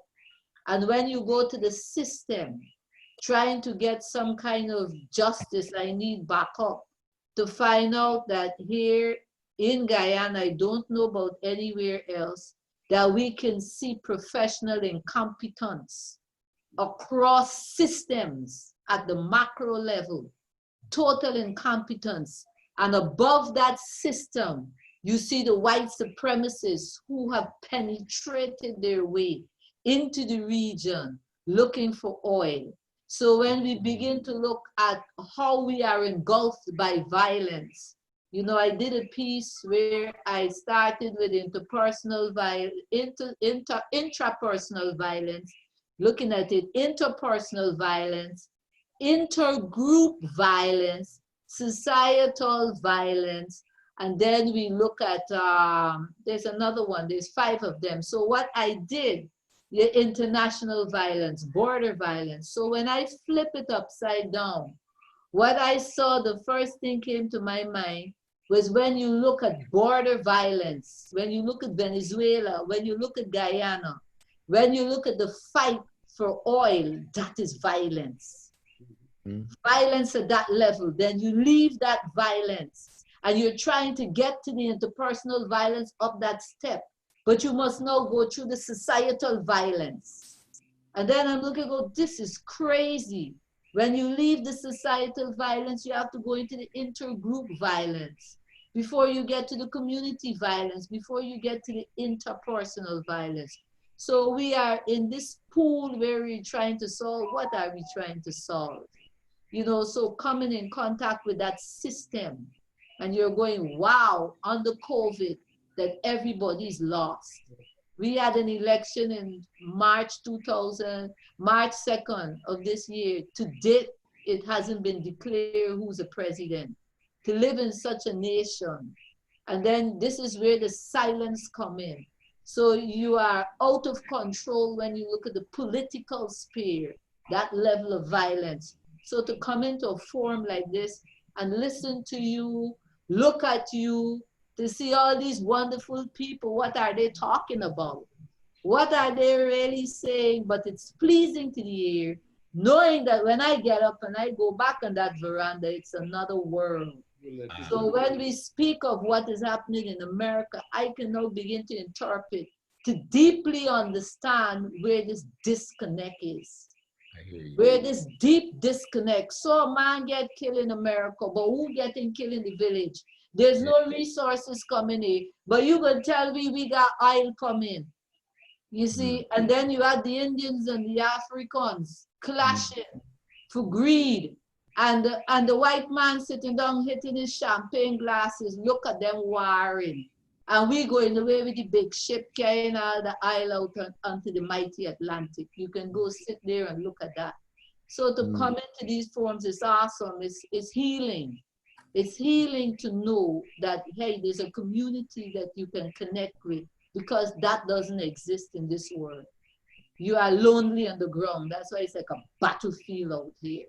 I'm happy that Sharina independently, consciously made that decision to come home and say that's about the ancestors, that's about the connectedness, that one day she will bring the next generation so that we can continue this work, and hopefully we can get across the diaspora into the Caribbean when we speak that way into the region. So it is awesome for me to just be part of this as a healing mechanism for the battlefield that I live in, that I literally live in, especially under COVID. Thank you for those kind words, Sister Ingrid. And it's now 4 o'clock California time. I have to run and do some other things. So I'm gonna sign off, right? I'm not sure I see all the, I don't know if I sign off, if that will end everything, because I don't see any of the ABSI people here. So I guess I'll leave, and I don't know what's gonna happen. But if it shuts down, thank you all. If it's still open, you all can remain on and share if you all wish to, right? Okay, then, well, good night. Thank you. Thank you. Okay, bye. Bye. Bye. Bye. Bye.